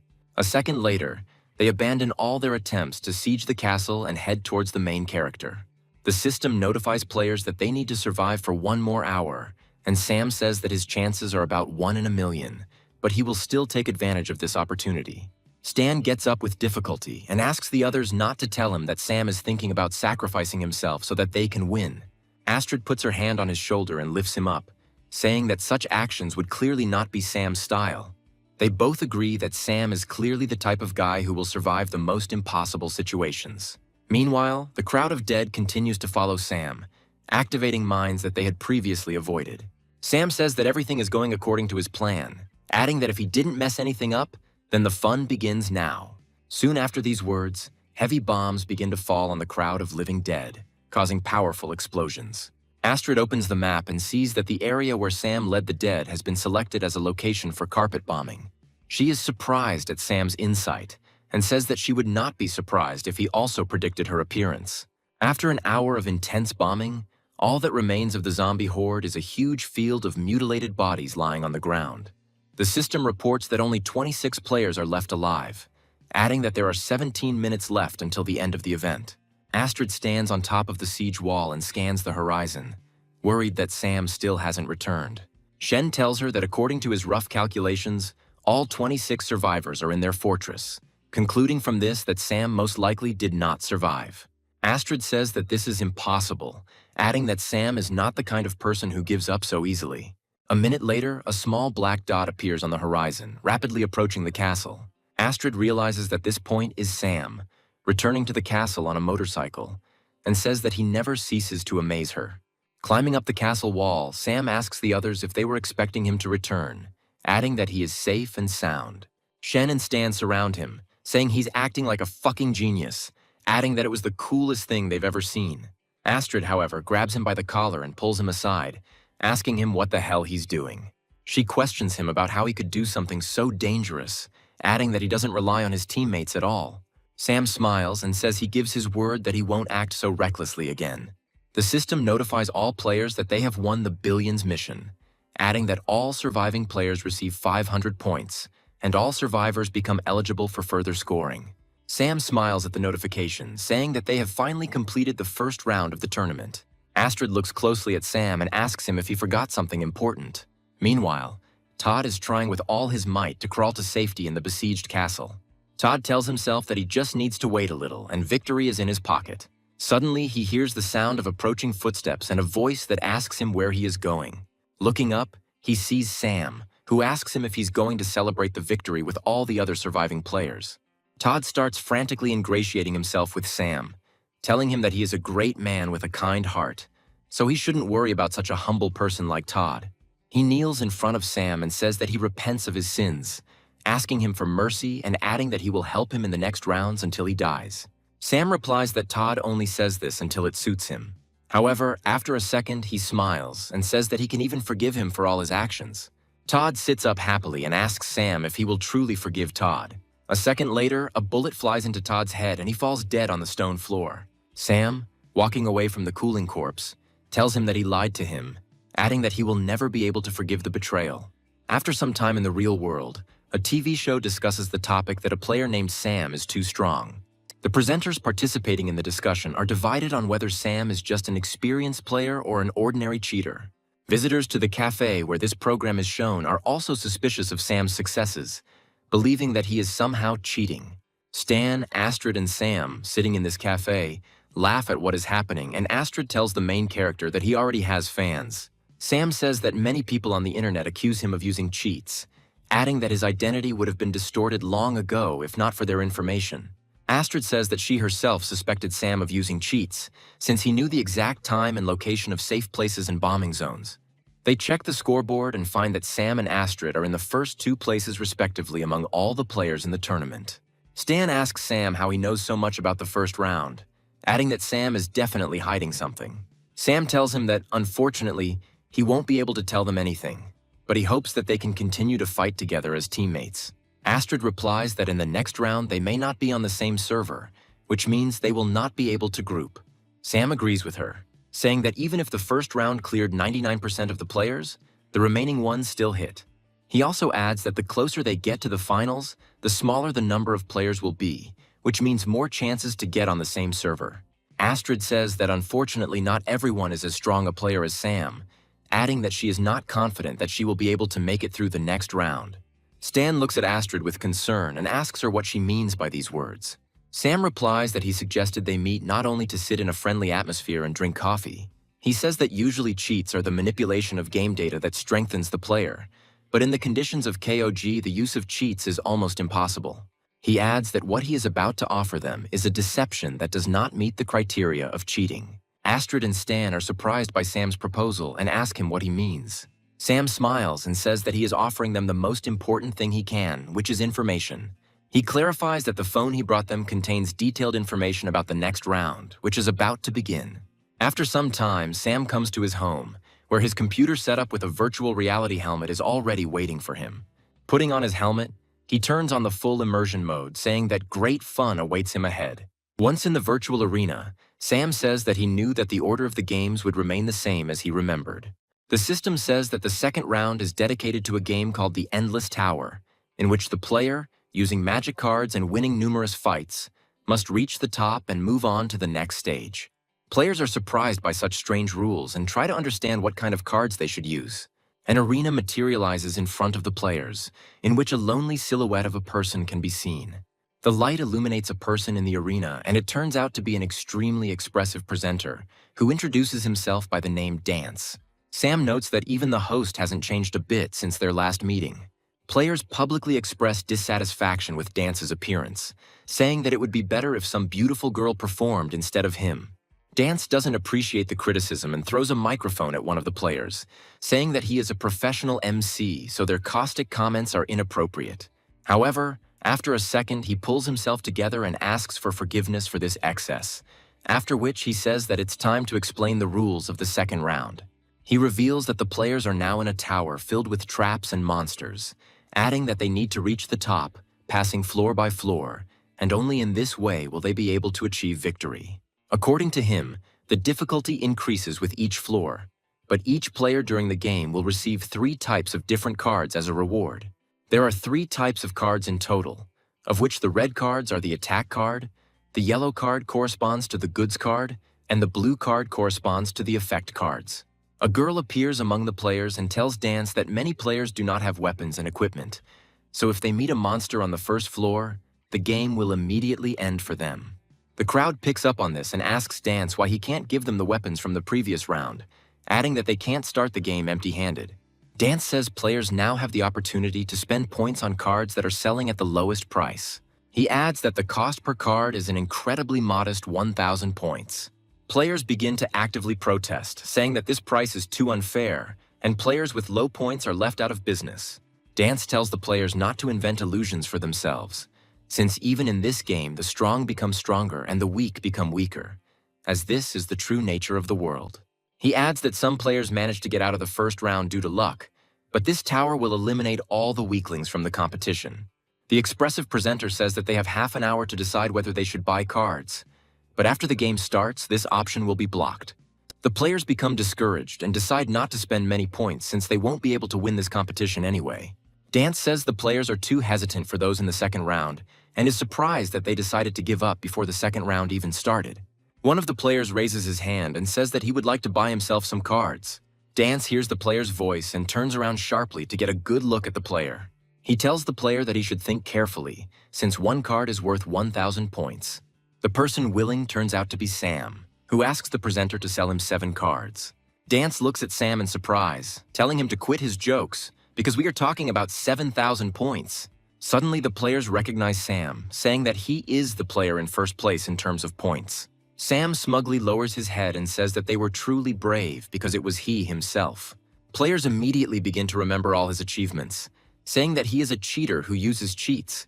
Sam loses his temper and says that he has never cheated or used cheats in his life. However, the crowd of players is not impressed by his heartfelt statements and continues to insist on his own. Sam takes out his spear and tells the other players that if they hate him so much, then they have a few options. He adds that anyone can try to kill him this round if they want to. One of the players calls Sam a pathetic braggart, adding that he will definitely deal with him this round. Other players pick up on this idea, promising to smash Sam into the wall as soon as they get the chance. The girl watches Sam's act of narcissism and mentally admits that he irritates her very much. Dance watches what is happening and mentally notes that the morale of the players is gradually increasing because of Sam. Sam turns to the host again and says that he still wants to buy 7 cards and asks him if there's any problem with this. Dance smiles broadly and says that the buyer's word is law to him, after which he snaps his fingers. A whole bunch of cards appear in front of Sam, turned face down towards him, and Dance says that the cards in the store are randomized and wishes him good luck. Sam thinks about it and realizes that since the order of the cards is random, his memories from the past will not help him in any way in this situation. He decides to poke at random and chooses a random card that catches his eye. He says that he will now show everyone what the power of a player with exceptional luck really is. The room is illuminated by golden light, and the players shout that they don't believe that the main character got the rarest card possible. Sam realizes that he has hit an incredible jackpot and decides to see what he got for the prize.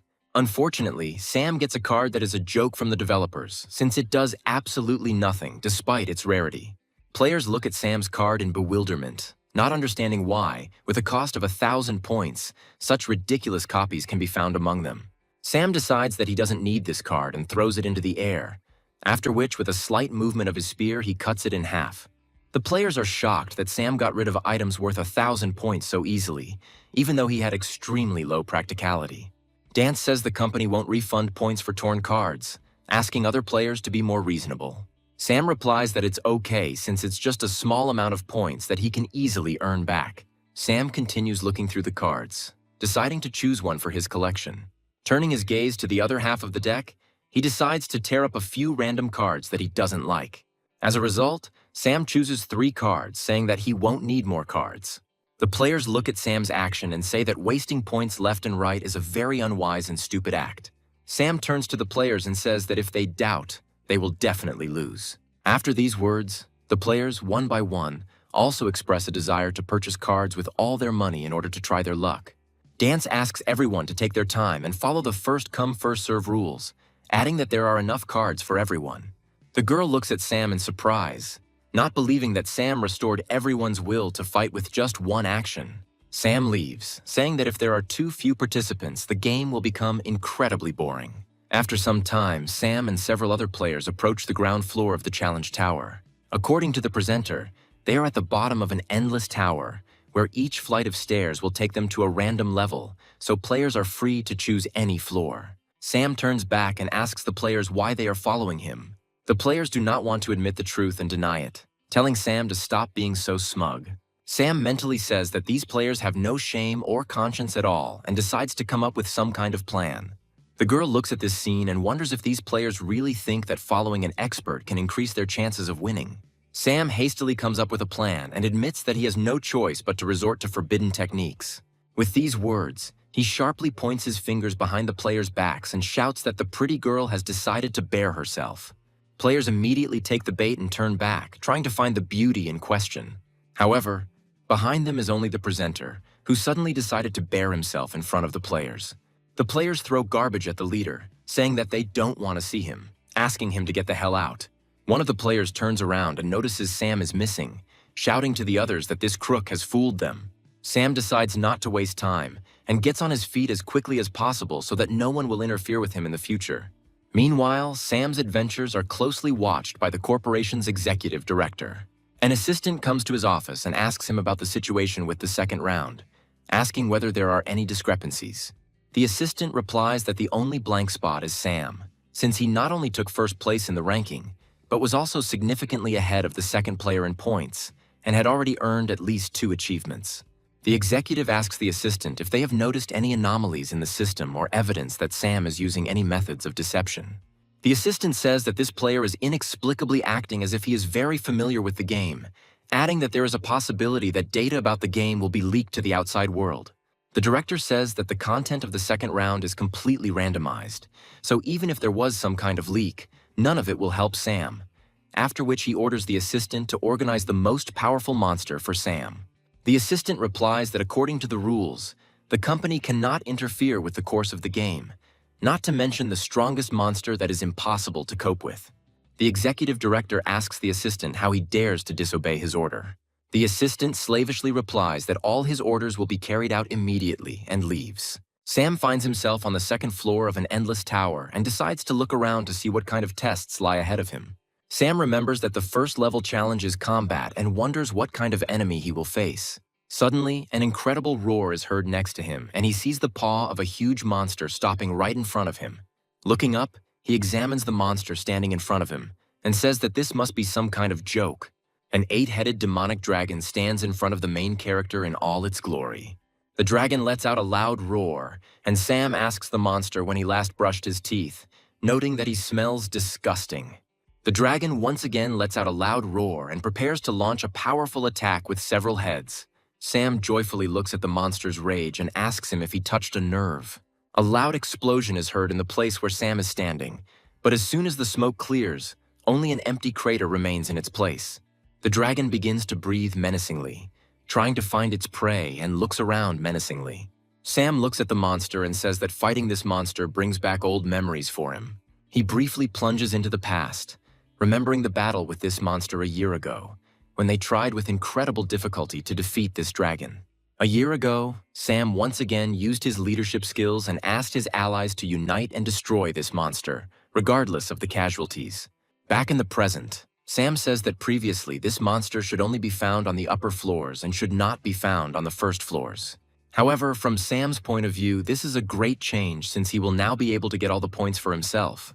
Viewers watch Sam fight and say that he is just a crazy daredevil. Sam says that the broadcast screen must be full of comments right now wishing him death for his arrogance.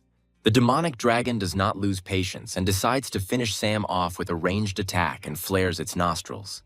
Opening its huge mouth, the dragon spits out a deadly wave of fire directly at the main character. Sam easily dodges the fire attack and shouts to the dragon that playing with fire does not bring anything good. With these words, he takes off and rushes to attack the dragon, saying that it's time to end this. The dragon tries to knock Sam down with a head attack, but Sam pushes off the ground and flies into the air. Having chosen the most vulnerable point, Sam falls down like a stone, pointing his spear towards the monster. Falling on the monster, he easily pierces its fire-breathing head with his spear. The mighty dragon howls in pain, beginning to shake its head from side to side. Sam says the fun is just beginning, holding tightly to his spear. Seeing the right moment, he pulls the spear from the dragon's head and uses the transformation, unlocking a new form. The new form turns out to be a deadly blade with a razor-sharp blade. He gives the dragon a cheeky look and says that he will use it to test the power of a new form of his weapon. The main character makes a powerful blow, easily cutting off the dragon's head and then jumps to the ground. The game system notifies Sam that he gets 200 points for destroying one dragon head.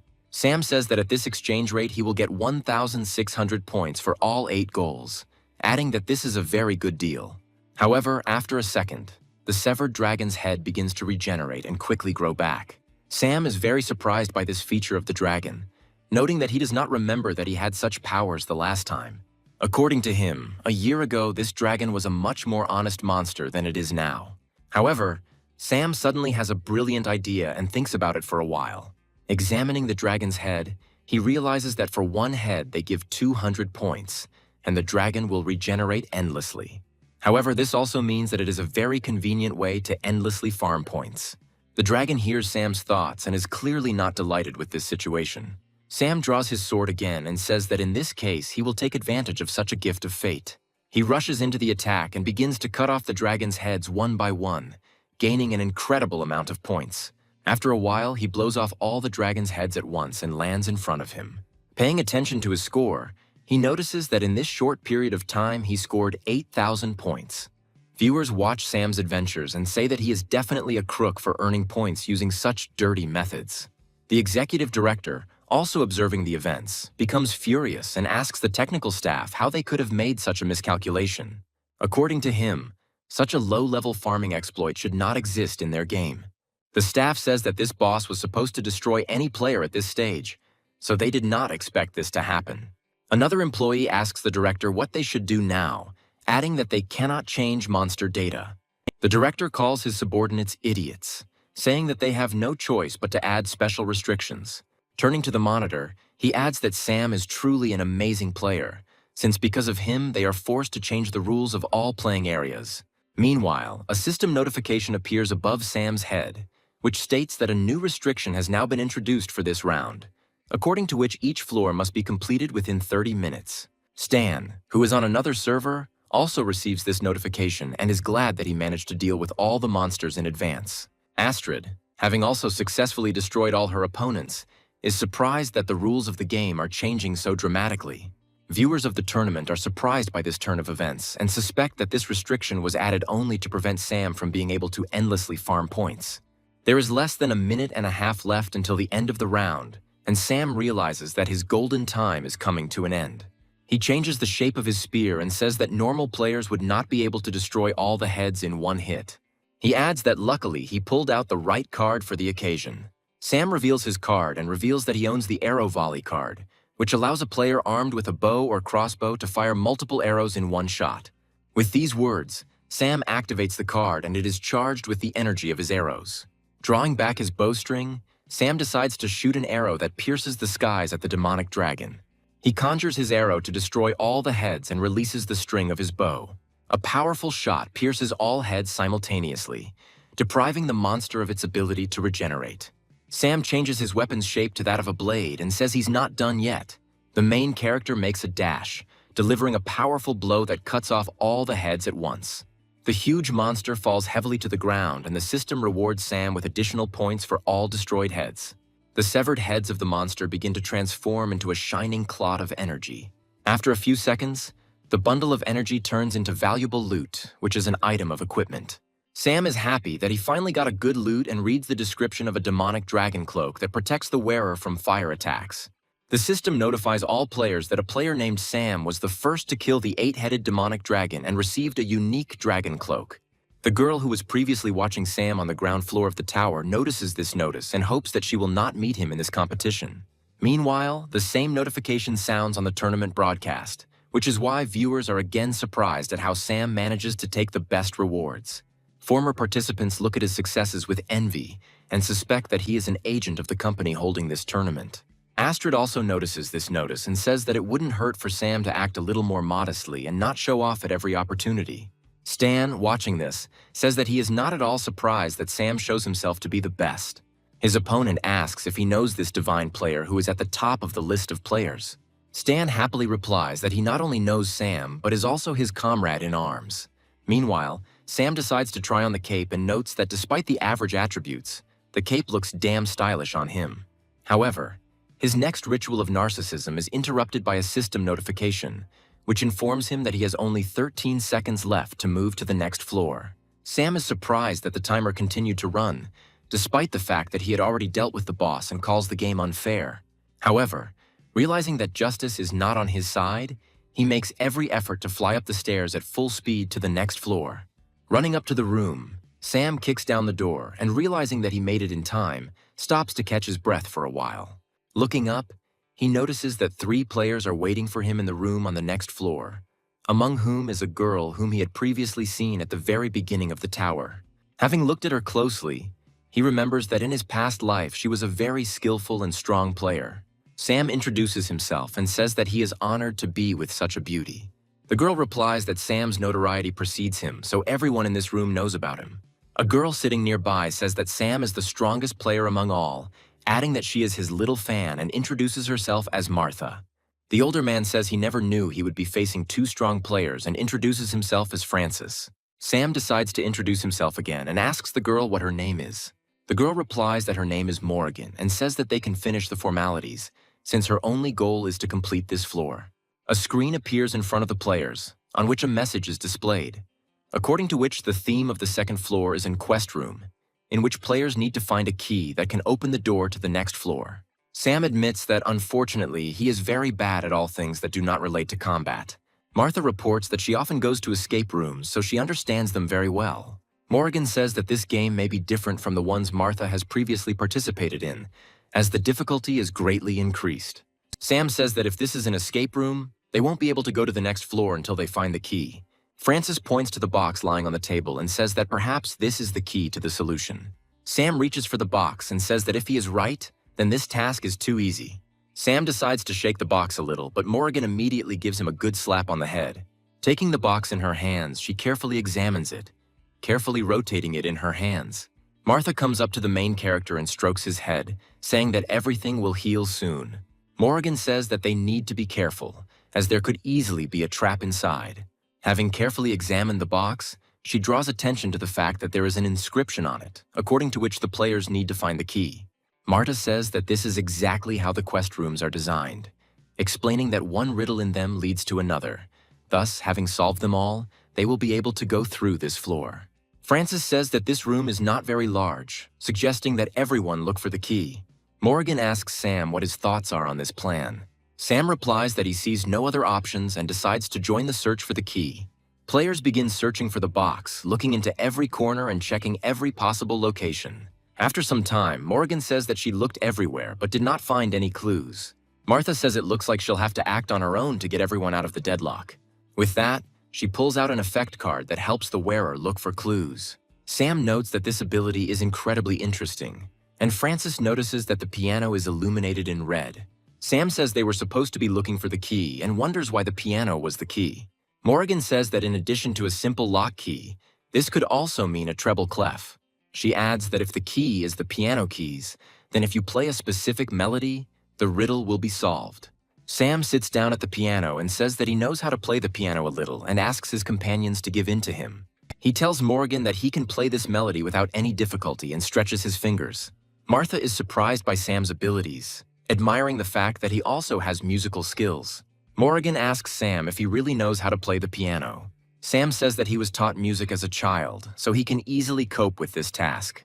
Sam says that now he will charm his companions with his musical talents and begins to perform. Sam's musical talents are only as great as his self-esteem, and he fills the room with an incredible cacophony of sounds. Morrigan decides to end Sam's life so as not to go through this torture and asks him if he really knows how to play the piano. Sam stupidly replies that in kindergarten the teacher personally taught him music lessons.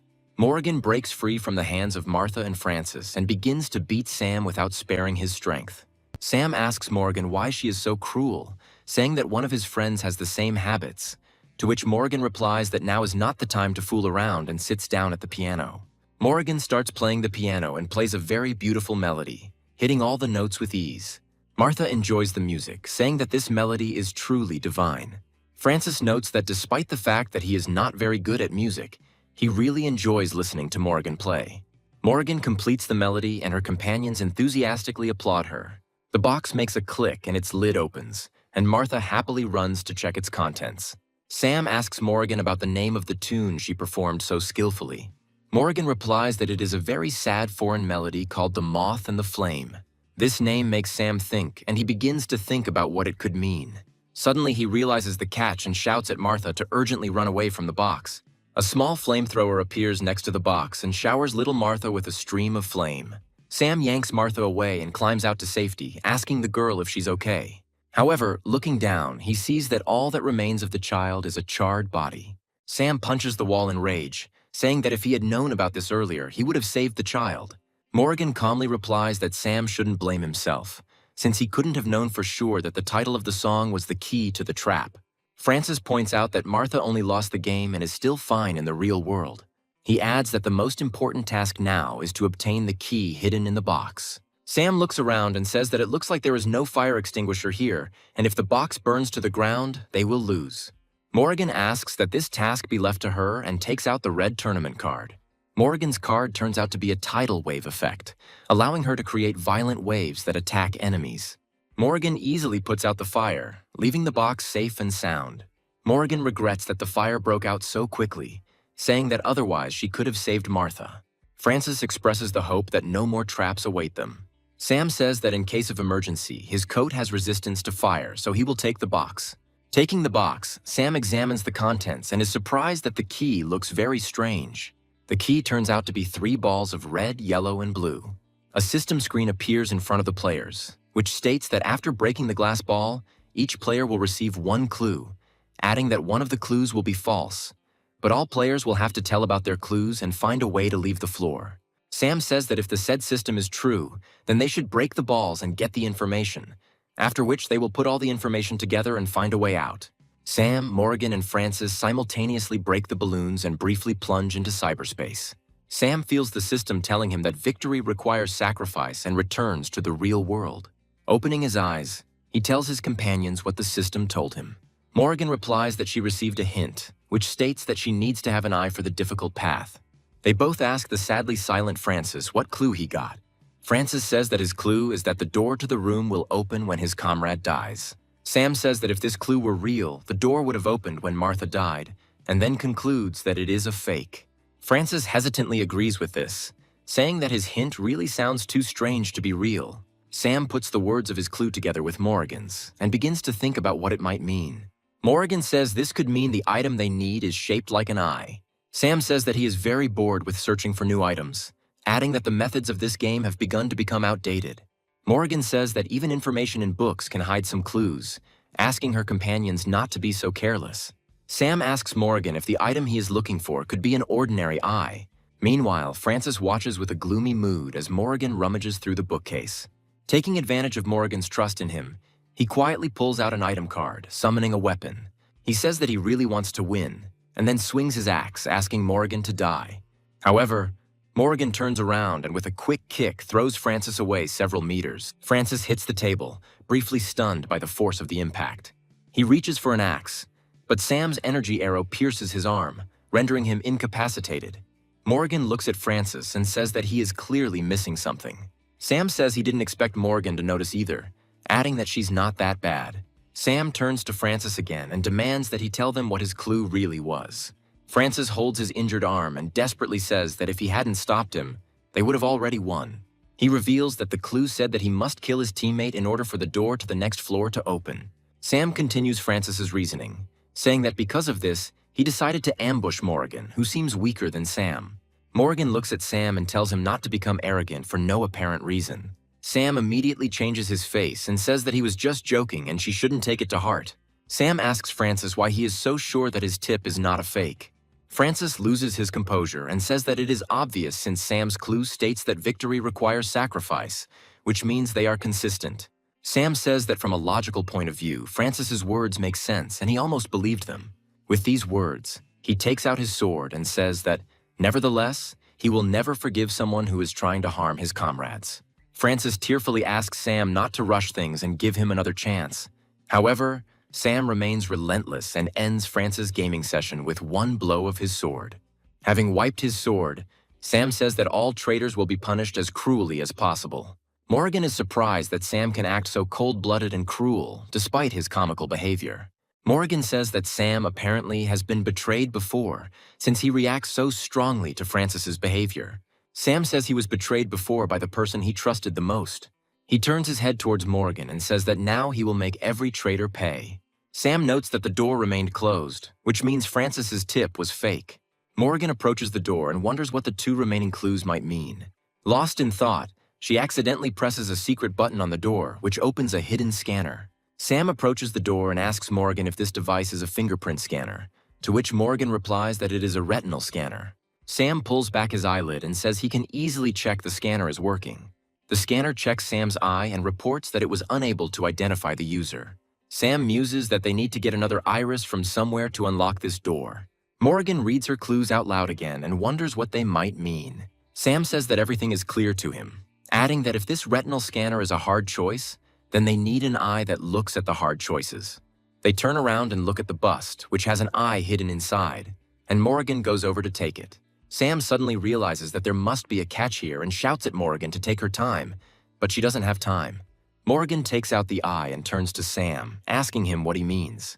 A second later, the room is cut into two parts by a trap separating the two heroes. Sam looks at the hole that is formed and says that it is impossible to cross it even if you really want to. Sam remembers his clue and realizes that the sacrifice means that he must leave Morgan here to get out on his own. Morgan says that she was too careless, believing that this would be the end of her participation in the tournament. With these words, she shouts to Sam so that he does not lose his eye and throws it over the abyss into the hands of the main character. Sam deftly catches his eye and asks Morgan why she did it. Morgan replies that he saved her, and now she returns the favor, adding that the floor will soon collapse, so he should hurry to the next floor. Sam nods at Morgan's words and carefully scans the room. He puts his eye to the retinal scanner and it successfully identifies him, reporting that the lock on the door is open. The door creaks open and Sam looks into the passage, flooded with sunlight. Morgan mentally wonders at her behavior, noting that she never would have thought that she would sacrifice herself for a man she barely knew. Suddenly, an arrow with a rope attached flies near her and crashes into the wall behind her. Sam takes out a metal rod and uses it to roll towards Morgan. Having successfully crossed the abyss, he lands next to her, holding Francis's ice axe in his hands. Morgan examines his axe, to which Sam replies that he pulled it out of the body of their so-called comrade. Morgan says that's not what she's interested in and asks Sam why the hell he was here. Sam says he has a plan that will get them both through this floor. He adds that this fool never used his weapon to its full potential. Morgan says that she understood what he was getting at, to which Sam replies that he did not doubt her insight. With these words, the heroes take positions and Morgan uses the tidal wave card, creating water. As soon as the big wave reaches the opposite edge of the abyss, Sam shouts that it's time to act and throws his axe forward. The axe crashes into the water, instantly freezing it. After a few seconds, the wave turns into a strong ice bridge, which, however, cannot last long. Morgan tests the strength of the bridge and is surprised that their plan actually worked. Sam grabs Morgan's hand and says they need to hurry if they want to make it on time. Morgan asks the protagonist why he saved her, adding that if his plan had failed, they would definitely have died. Sam tells her that he didn't think about it for a second, as he would never abandon a teammate. With these words, he remembers Stan and Astrid, saying that he has friends who will also come to his aid without hesitation.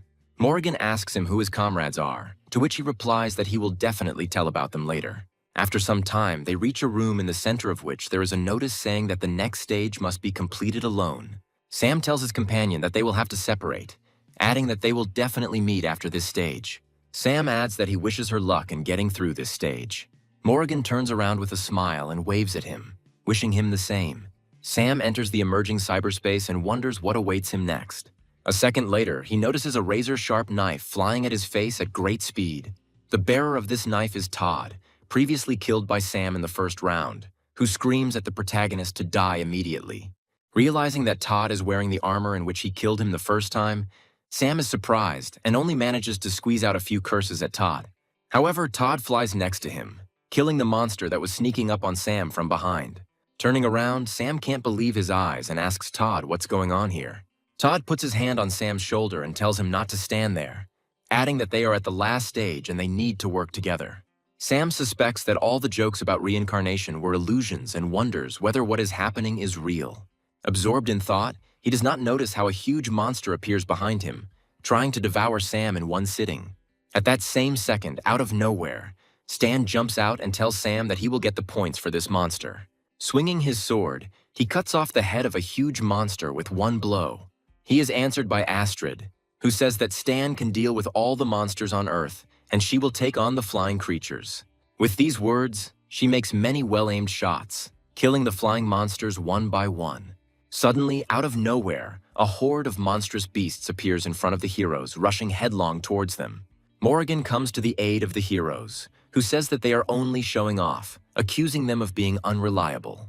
Raising her magic staff above her, she activates the instant flood skill, creating a huge tsunami. The wave instantly covers the monsters, sweeping them all off the face of the earth. Sam observes the coherence of his comrades and says that they have all become incredibly strong. Suddenly, Stan comes up behind the main character and puts his hand on his shoulder, asking him why he stands rooted to the spot. Sam turns around and sees all his comrades in full combat readiness. Astrid approaches him and asks him if he is nervous about being so close to the championship. Sam looks at Astrid and asks her what she means by that. Morrigan replies that their team's victory is in their pocket, adding that as their leader, he will be the one to receive the championship title. Todd says that it was thanks to Sam that their team was able to reach this stage and asks him not to forget about them when they take first place. Approaching the edge of the building, Sam notices huge crowds of players chanting his name. Meanwhile, in the real world, a journalist interviews one of the tournament's creators, asking him why the current stage of the competition is structured this way. The creator responds that among the tower's many stages, they have created a floor that will show players what they desire most. The journalist asks the creator why they chose such a test if the goal of the Kogi tournament is to find the best player. The creator replies that this stage is designed to test the character of the players, adding that if they cannot overcome temptation, then they will never be able to become the owner of the championship title. Meanwhile, one of the participants sees a handsome guy in her stage who says he can teach her how to play basketball. However, after a second, it turns into a terrible monster and instantly kills the unsuspecting victim. Meanwhile, Stan is in his stage hugging the girl, who hugs him and asks him to promise that they will always be close. She also turns into a terrible evil spirit who is going to finish Stan off with one blow. Stan hugs this creature tightly to him, saying that he misses him very much. But after a second, he pulls her away from him, saying that disturbing the dead in this round is too much. With these words, he grabs his machete and cuts the creature in two, pretending to be a person dear to him, passing to the next stage and receiving 1,000 points as a reward. Astrid, meanwhile, is transported to the esports arena, where she and her former squad are crowned world champions. Her teammates hug her, offering to celebrate their victory that night by going to a restaurant or karaoke. Astrid admits that she always dreamed of winning the championship as a representative of this squad. Meanwhile, her friends turn into clay monsters, trying to devour her body. However, after a second, accurate fire from pistols causes the monsters to turn into a sieve and die. Astrid looks back at the bodies of the monsters and blows away the smoke from the barrels of her weapon. She adds that she already has real friends who behave sincerely with her. Morrigan is transported to a luxurious mansion, where a whimsical melody is playing on the piano. She sits in front of him, continuing to play the beautiful melodies that she liked so much as a child. Suddenly, she hears light applause and a familiar male voice praising her efforts. Morrigan instantly recognizes this voice and turns towards the man, calling him father. Morrigan's father tells her that in a couple of years, her musical abilities will definitely surpass his own. He comes up to her and says that he will be just as happy if she does what she wants. Morrigan calmly uses the tide card, washing her father away, slamming him into the wall. Rising to her feet, she says that this test turned out to be incredibly boring, since only complete idiots would fall for this trick. Meanwhile, Sam is basking in the glory and rejoices that with such strong allies, he can easily take first place in the tournament. However, a second later, a monstrous hand penetrates through him, tearing out his heart. Turning around, Sam notices that all his comrades turned out to be monsters who were waiting for the right moment. Sam falls to the ground and expires a few seconds later, giving the monsters a reason to roar with joy. However, a second later, Sam appears behind them, saying that he gives this simulation its due, noting its veracity. Looking at the monsters, he says that his idea of using a special card before the stage was the right decision. With these words, he shows the monsters the sacrificial lamb card, which allows the bearer to create their own copy that does not have combat skills. After that, he takes out his bow, saying that he hates traitors more than anything in the world. Quickly taking aim, he shoots the monster that imitated Todd in the head and punches a huge hole in it. Without allowing the monsters to come to their senses, he rushes into the attack, instantly executing another monster. Having finished with all the monsters, he notes that these monsters are too weak, suggesting that the most difficult part of the test is overcoming the illusion. The system notifies the main character that he has successfully passed the test, awarding him 1,000 points. He turns around and sees a staircase appear, leading him to the next stage. For a second, he thinks about whether his comrades managed to cope with this test and goes inside. The fourth floor turns out to be the Labyrinth of Death, in which the player's health will gradually decrease, but killing other players can replenish it. The system adds that to win, the player needs to reach the very center of the maze and wishes everyone good luck. Sam doesn't have time to walk even a few tens of meters when two players appear behind him, rejoicing that they have found their next victim. Sam hears their conversations and turns in their direction, looking carefully. The players tell Sam that if they don't kill him, their health will very soon be reset and ask them not to take it personally. Sam just raises his hand in the air and starts counting down from 3. One of the players asks him what he is counting, adding that he would be better off counting the last seconds of his life. Sam doesn't pay attention to their words and continues counting down, saying that there are 2 seconds left. Another player says that Sam is just trying to seem cool, adding that he will die now and replenish their health.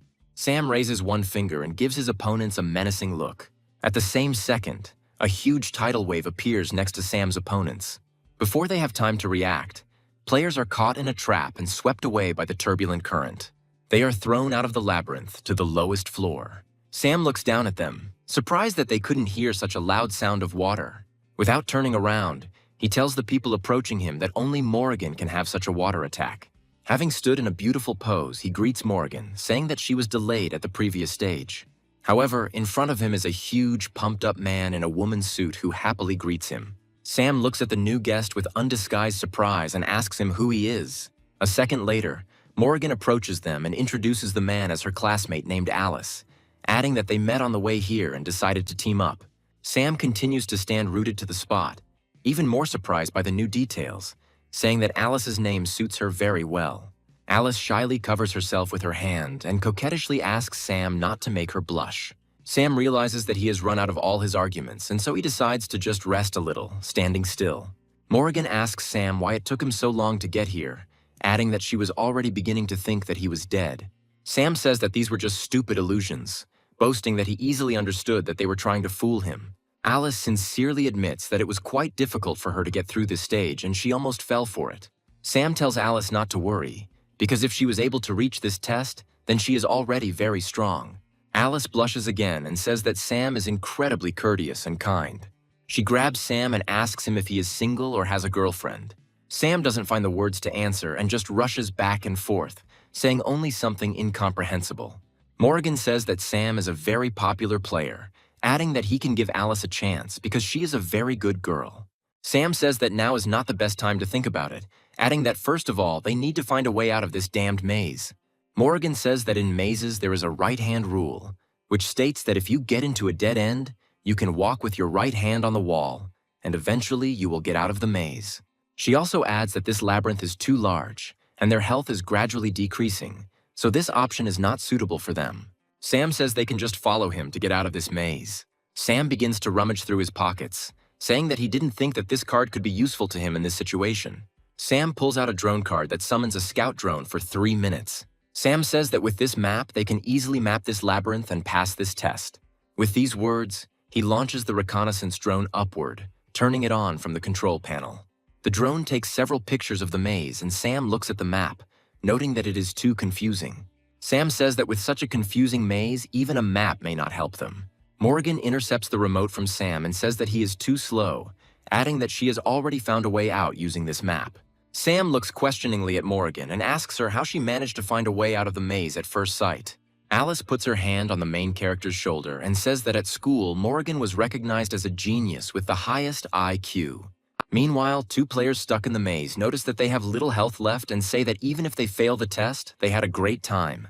However, a second later, one player feels himself being shot in the back from a revolver. Turning around, he sees the girl looking at him contentedly, thanking him for serving as her first aid kit. After a few seconds, a round shadow hangs over the girl, which begins to quickly increase in size. The girl looks up and sees a huge boulder falling on her at high speed. Before she can react, the girl finds herself crushed under a huge boulder. Sam arrives on the scene, saying that all the traps have been disarmed, adding that Morrigan really is a genius for being able to calculate their location. Morrigan replies that this was a very easy task, since she quickly realized that the trap was set in the Fibonacci sequence. The girl grabs Sam by the leg and asks him to help her get out of this trap. Sam agrees to help her and kills her with a quick blow of his sword. Morrigan tells Sam that he doesn't know how to be gentle at all, to which he replies that he gave the girl what she asked of him. He adds that he will under no circumstances help the traitor, even if he asks him about it on his knees. Alice approaches Sam and says that he has a very cocky and decisive character, adding that she is crazy about him, to which Sam calmly replies that he is very glad to hear that. Sam tells Morrigan that if her theory is correct, then according to the Fibonacci sequence, there will be fewer traps waiting for them at the end. Morrigan replies that this is done in order to eliminate as many players as possible at the beginning, adding that the closer they are to the exit, the faster their health will run out. At the same second, an arrow flies towards Morrigan and Sam jerks it with his body. He looks around, saying that the enemies have already caught up, which means it's time for them to prepare for battle. Silhouettes of several players appear in the corridor of the labyrinth, saying that they have finally found the opportunity to gain health points. The players say that they outnumber Sam and their team, which means they don't have a chance. Sam says he's happy with the odds, adding that he's not the first to find himself in such situations. Suddenly, Alice appears behind the inattentive players, catching them by surprise. Without giving them time to come to their senses, she grabs two players by the heads and instantly kills them. The remaining three players turn back and ask each other where this monster came from. However, this exposes them to attack, and Sam immediately takes advantage of this, killing the other player with a sword. Alice charges at the remaining pair of players, who turn away from her again. Having dealt with the opponents, Alice says that it was not for nothing that she had her eye on Sam, adding that he is very strong, to which he replies that she cannot be called weak either. Meanwhile, several players reach a strange gate, suggesting that they have finally found a way out of the maze. One of the players says that he warned everyone that thanks to his X-ray glasses, they would find a way out very quickly. However, from the open door, he is immediately pierced by a fireball and the guy immediately falls dead. The players are surprised by the ambush and decide to look inside the hall to understand who killed their comrade. A small light lights up in the darkness, and a child's voice joyfully says that new prey has finally arrived. The hall begins to be illuminated by dim light, and the players notice that at the end of the hall, a little girl is sitting on the gate. She asks the players why they don't let her burn them all to the ground. The players grab their weapons and decide not to stand on ceremony with the impudent girl rushing to the attack. They shoot at her from all calibers, and because of this, she disappears from view for some time. However, as soon as the smoke clears, the players face a tall man who covered the girl and did not receive a single scratch. One of the players points his finger at the man and girl in horror, saying that he has heard about this couple. According to him, their names are Dorothy and Dell, and they are known for only getting points from killing players. The players decide not to drift and say that there are still many more of them, which means they have a chance to kill them. Dorothy happily says that in this case she will be happy to play with them and takes out a red effect card. A few seconds later, a powerful explosion is heard in the labyrinth, which can be observed from any point. Morrigan and Sam notice the huge pillar of flame and wonder what's going on there. Sam says that things are only getting more interesting and offers to go there to find out. Approaching the site of the explosion, they discover a large number of charred bodies piled in a heap. Entering the hall, Sam and his comrades see Dell sitting on a pile of bodies and asks him if he killed everyone else alone. Alice hides behind Sam and says that she is very scared, asking him to comfort her. And Morrigan says that they should all be careful, since all these players were killed by a powerful fire spell. Dell just chuckles slightly as he watches Sam and his squad, mentally saying goodbye to them. Sam realizes that there is some kind of trap here and pushes Alice aside. A second later, A bright stream of fire flies into the place where they stood, incinerating the floor. Dorothy appears out of nowhere, revealing an invisibility card in her hand, which allows the wearer to gain invisibility, which dissipates upon the first attack. Dell tells Dorothy to be careful, adding that Sam doesn't look like a weakling. Alice says that she is not used to guys jumping on her, adding that such things really embarrass her. Sam slaps Alice on the cheek, telling her to pull herself together and be more serious. Dorothy points at Sam and says that she remembers him, saying that he is the first on the list of players in points. Sam realizes that he again has the opportunity for narcissism and says that they guessed correctly and it really is him. Alice again lovingly watches Sam, saying that he is an incredibly modest person, and Morrigan says that she is starting to get tired of this circus. Dell says this is all starting to get interesting, adding that since Sam is in first place, he must have a lot of good loot. Dell rushes to the attack, saying that he was lucky to find such prey, because now all of Sam's things will go to him. Sam takes out his spear and says that if Dell wants it so bad, he can try to take them away. Alice bursts into the fray, saying that Dell won't dare touch her man without her knowledge. Sam looks at Alice and shouts at her to be careful and not get into trouble. Alice slams her fist into Dell's fist, creating a powerful shockwave. The force of the blow sends Alice flying into the wall at full speed, and Sam watches as a large column of smoke rises from the impact. Sam asks Alice if she's okay, and Morrigan is genuinely surprised that someone could beat Alice in a fistfight.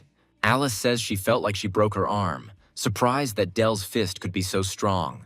Sam says that if he remembers correctly, then the pair are scoreboard experts, adding that they are different from all the opponents they have previously faced. Dell says that his body has a special effect called Mountain Body, which allows the user's body to become as strong as rock, greatly increasing defense and attack. Dell completely turns his body into stone and says that despite the fact that Sam is in first place, he will not survive the meeting with him. He prepares for battle and asks Sam if he is ready to die right now.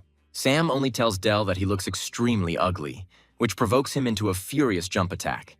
Using his agility, Sam easily dodges, jumping to the side. The main character notes that despite everything, Dell has extremely powerful attacks. However, distracted by his thoughts, Sam does not have time to notice Dell, who is approaching him at incredible speed, preparing to deliver a fatal attack. However, Sam caught himself in time and dodges the attack, noticing that Dell was exposed to attack. Realizing that his turn has come, he delivers a confident blow, trying to pierce Dell's stone body with a spear. However, the spear does not cause any significant damage to Dell and only slightly scratches his stone skin. Sam is surprised by what he sees, not understanding how it was possible to obtain such absolute protection from physical damage.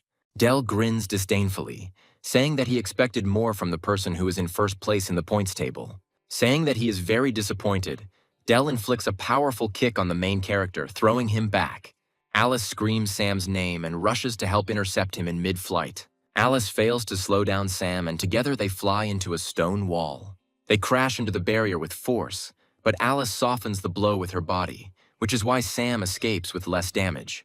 Sam asks Alice if she's okay, adding that she's dead. Alice squeezes out the words that she is glad that she was able to catch Sam. Looking up, Sam sees a hail of fiery meteorites falling on him and Alice, threatening to incinerate them in seconds. However, suddenly a water barrier created by Morrigan begins to appear in front of them. The wave obscures the heroes, completely neutralizing the fiery threat from Dorothy. Dorothy says that Morrigan has a very interesting toy since she was able to block her swarm of meteorites. Morrigan replies that Dorothy is not the only one who can use elemental abilities and again uses the tidal wave card. At that same second, Dell rushes towards Dorothy to defend his companion. Dell blocks the strong flow of water with her body, thanks to which Dorothy remains completely unharmed. Morrigan runs up to Sam and Alice and asks them if they are safe and if they are all right. Alice apologizes to her companions and says that unfortunately she will not be able to get up. Sam leans over to Alice and says no matter what she does, adding that they can handle it. Sam says that now he will help them win this battle, and Morrigan replies that he will not let him take all the laurels. Dell says that he and Dorothy are the perfect team, adding that they will all die. Sam rushes back into battle with his spear, saying it's time for the real fun to begin. Dell also rushes forward and strikes Sam, stopping him instantly. Immediately, a swarm of fiery meteorites falls on Sam and Dell, one of which hits the protagonist's opponent directly. Sam is surprised that Dell has so much energy for random attacks. Dell replies that his body is not only skilled in attack and defense, but is also immune to any attacks from fire and water, adding that his strength increases more the higher his temperature. He throws another punch, trying to break through Sam's block, and adds that their team is invincible. Sam's spear cannot withstand these blows, and the tip breaks off the shaft and falls to the ground, sticking into it. Sam says the combination of heat and a stone body is great, adding that Dell came up with a very interesting strategy. Dell says that even Sam's weapon could not withstand the onslaught and broke, after which he asks the main character if he wants to give up. Sam adds that despite this, he was finally able to find his weak spot. Dell tells Sam to stop acting tough and calmly accept his death. With these words, Dell delivers a powerful blow to Sam's face, but he easily dodges. Sam suddenly appears behind Dell and tells Morrigan that the time has come for her to attack. Dell turns to Morrigan and is hit by a huge tidal wave, instantly cooling him. Dell slowly walks forward while large clouds of steam emanate from his body.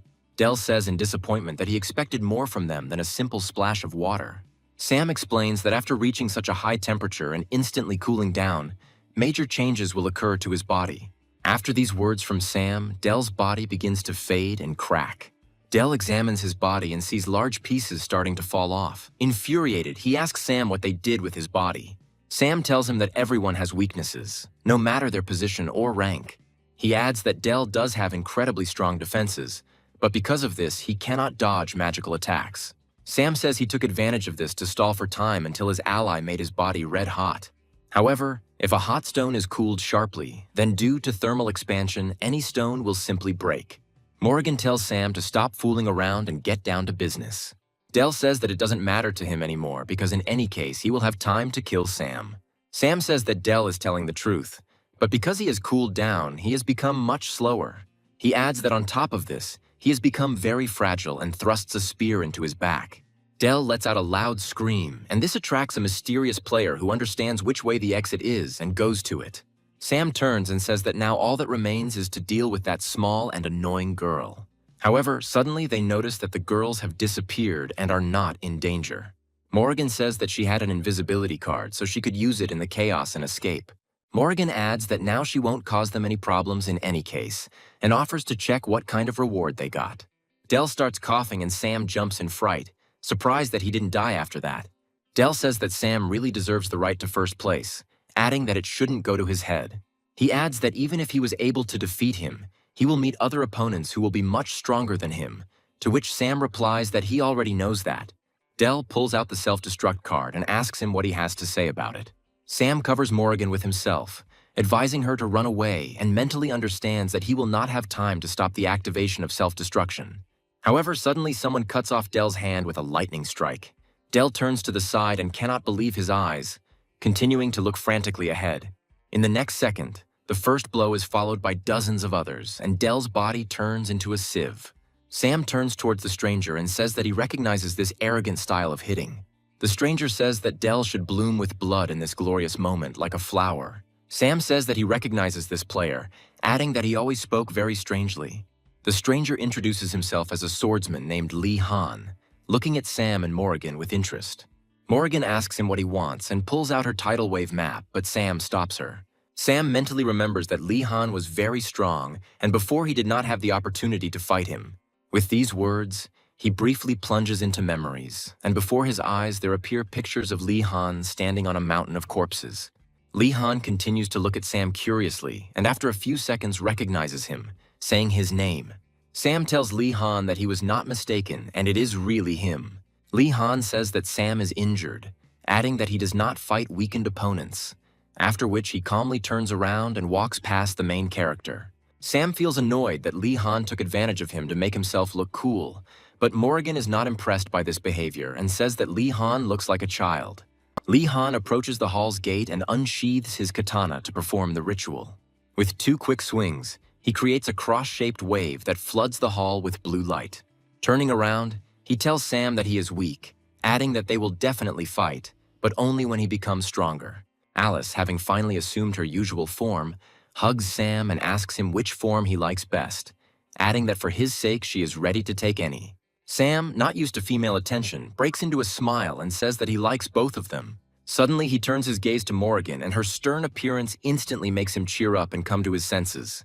He tells Alice to concentrate and invites everyone to go to the center of the maze. The system notifies that the number of players remaining in the maze becomes 0. However, the silence that reigned in the labyrinth is instantly broken by Alice, who, taking on a stone form, makes her way through the walls of the labyrinth to the center. Having made a way for her team, she admits that she is very tired and goes into her usual form. Sam jumps over the ruins, saying that he knew that breaking through walls was the most effective method, while Morrigan, following him, says that only he could have thought of that. Having reached the center of the maze, our heroes discover a system notification that congratulates them on completing the maze, adding that they are now given 30 minutes to create a team of 4 people to complete the next stage. Sam reads the text and notes that this time, fortunately, the rules remained the same. Morrigan says that according to her guesses, the test at the next level will be between teams, and those who came here first will be the first to team up with stronger players. Alice says that in her opinion, they do not need a 4th teammate, since the 3 of them are already doing a great job. Sam replies that he doesn't agree with her, adding that there is another person he really wants to see on his team. After 27 minutes, the center of the maze is filled with people who are able to reach the exit, and everyone begins to look for a team. Some players say that they need 2 people who have at least 2 ability cards. Other players try to put pressure on Pity, asking to be taken on the team and promising to do whatever they are asked. One of the players approaches the girl and asks her if they need a teammate, saying that he has 2 cards and is very strong. Alice, to whom this request was sent, takes off her sunglasses and examines the applicant. She refuses the player, saying that he is blocking her rays of the sun, adding that he cannot be stronger than her, which means he is not suitable for them. Morrigan says that there are 3 minutes left until the end of the countdown, and the person Sam was waiting for didn't come in the end. Sam says that this man is already nearby, adding that he can smell his scent a mile away. Players are surprised at where sakura petals began to appear next to them and begin to look around. Lee Han arrives at the center of the labyrinth, saying that he was late because he walked here along a long path. Players look at Lee Han with bewilderment and call him a strange eccentric. Sam says that this scent of arrogance cannot be confused with anything, and Morrigan asks Sam in disappointment whether he has been waiting for this all this time. Sam greets Lee Han and asks him if he would like to join his team, adding that they are just 1 person short. Lee Han says that he is forced to refuse the protagonist, since from his point of view, he only needs himself to win. The system notifies all players that there is 1 minute left in the preparation phase, adding that all players without teams will be disqualified. Sam says that Lee Han will still have to join the team, adding that in a team with Sam, his chances of winning will increase exponentially. Lee Han asks Sam to clarify how his chances of winning will improve. Sam says that if they are on the same team as Lee Han, then they won't have to be rivals and won't fight so early. Lee Han replies that there is a certain logic to this and says that there is nothing wrong with forming a team. Sam tells Lee Han that he is glad to welcome him to his team and shakes his hand. The countdown ends, and all players who did not have time to form a team are automatically disqualified. The system notifies players that each team must choose 1 door and continue their adventure in the Endless Tower. Sam and his team choose a door and head towards the final stage of the 2nd round. After some time, they find themselves in a dungeon in which there is an arena with metal bars. Morrigan carefully examines the arena and assumes that they are in the final test. The system welcomes players to the final challenge, called the Cage of Death, during which a team must choose 1 representative to enter the cage and fight against the other team until it runs out of members. Alice says that if they fight one-on-one, then victory is in their pocket. The system adds that all players who are defeated in a cage will not be able to advance further, regardless of the team's result. Alice adds that with this rule, the one who enters the cage first will be at the greatest disadvantage. Sam says that this is true, adding that the players who fight at the beginning can be considered victims, saying that the first player will have to fight 4 players in a row. Lee Han says that the creators of this round specifically came up with this rule in order to create conflict within the team. Morrigan says that since all the teams are temporary, it is unlikely that anyone will sacrifice themselves for the sake of the team. The system asks teams to choose their candidate within 1 minute, adding that otherwise the entire team will be disqualified. All 4 players on Sam's team raise their hands and express their desire to be a candidate. Surprised by this outcome of events, all members of the squad look at each other. Sam concludes that their team seems to be different from everyone else. Lee Han says that he can go first since he can easily eliminate 4 players. Sam says that he just invited Lee Han to the team, so it would be rude to send him first. Morrigan tries to stop Sam, telling him that it is very unsafe. Sam tells her not to worry, adding that he will be the greatest player and will not die in such a simple test. Alice looks at Sam happily, saying that he really is the right man for her. Sam enters the arena and the metal gates creak shut behind him. He mentally notes that the essence of the last test has not changed at all from his last time. A second later, several kunai fly at him, but he easily deflects them, saying that these pathetic tricks do not impress him. A player in a ninja uniform appears in the arena, and Sam says that he should let Lee Han go first to watch the battle between the samurai and the ninja. The ninja replies that it doesn't matter, since he will have to fight him anyway after he finishes off Sam. With these words, he creates a large number of copies of himself using the cloning technique. Sam says it's just an effect of the card, adding that this guy just watched a lot of ninja movies. The ninja attacks Sam, telling him that he cannot defeat his endless clones. Sam grabs his spear and easily destroys the clumsy opponent. After this, he rushes to the attack, smashing one clone after another with his spear. However, after a while, he finds himself surrounded again and takes a short pause to catch his breath. The ninja tells Sam that his efforts are useless, since in the end he will still not defeat the army of clones. Sam disappointedly asks his opponent why he doesn't get points for killing his clones, adding that he wanted to use him for grinding. With these words, he turns his spear into a bow and says that from now on he will not waste his time.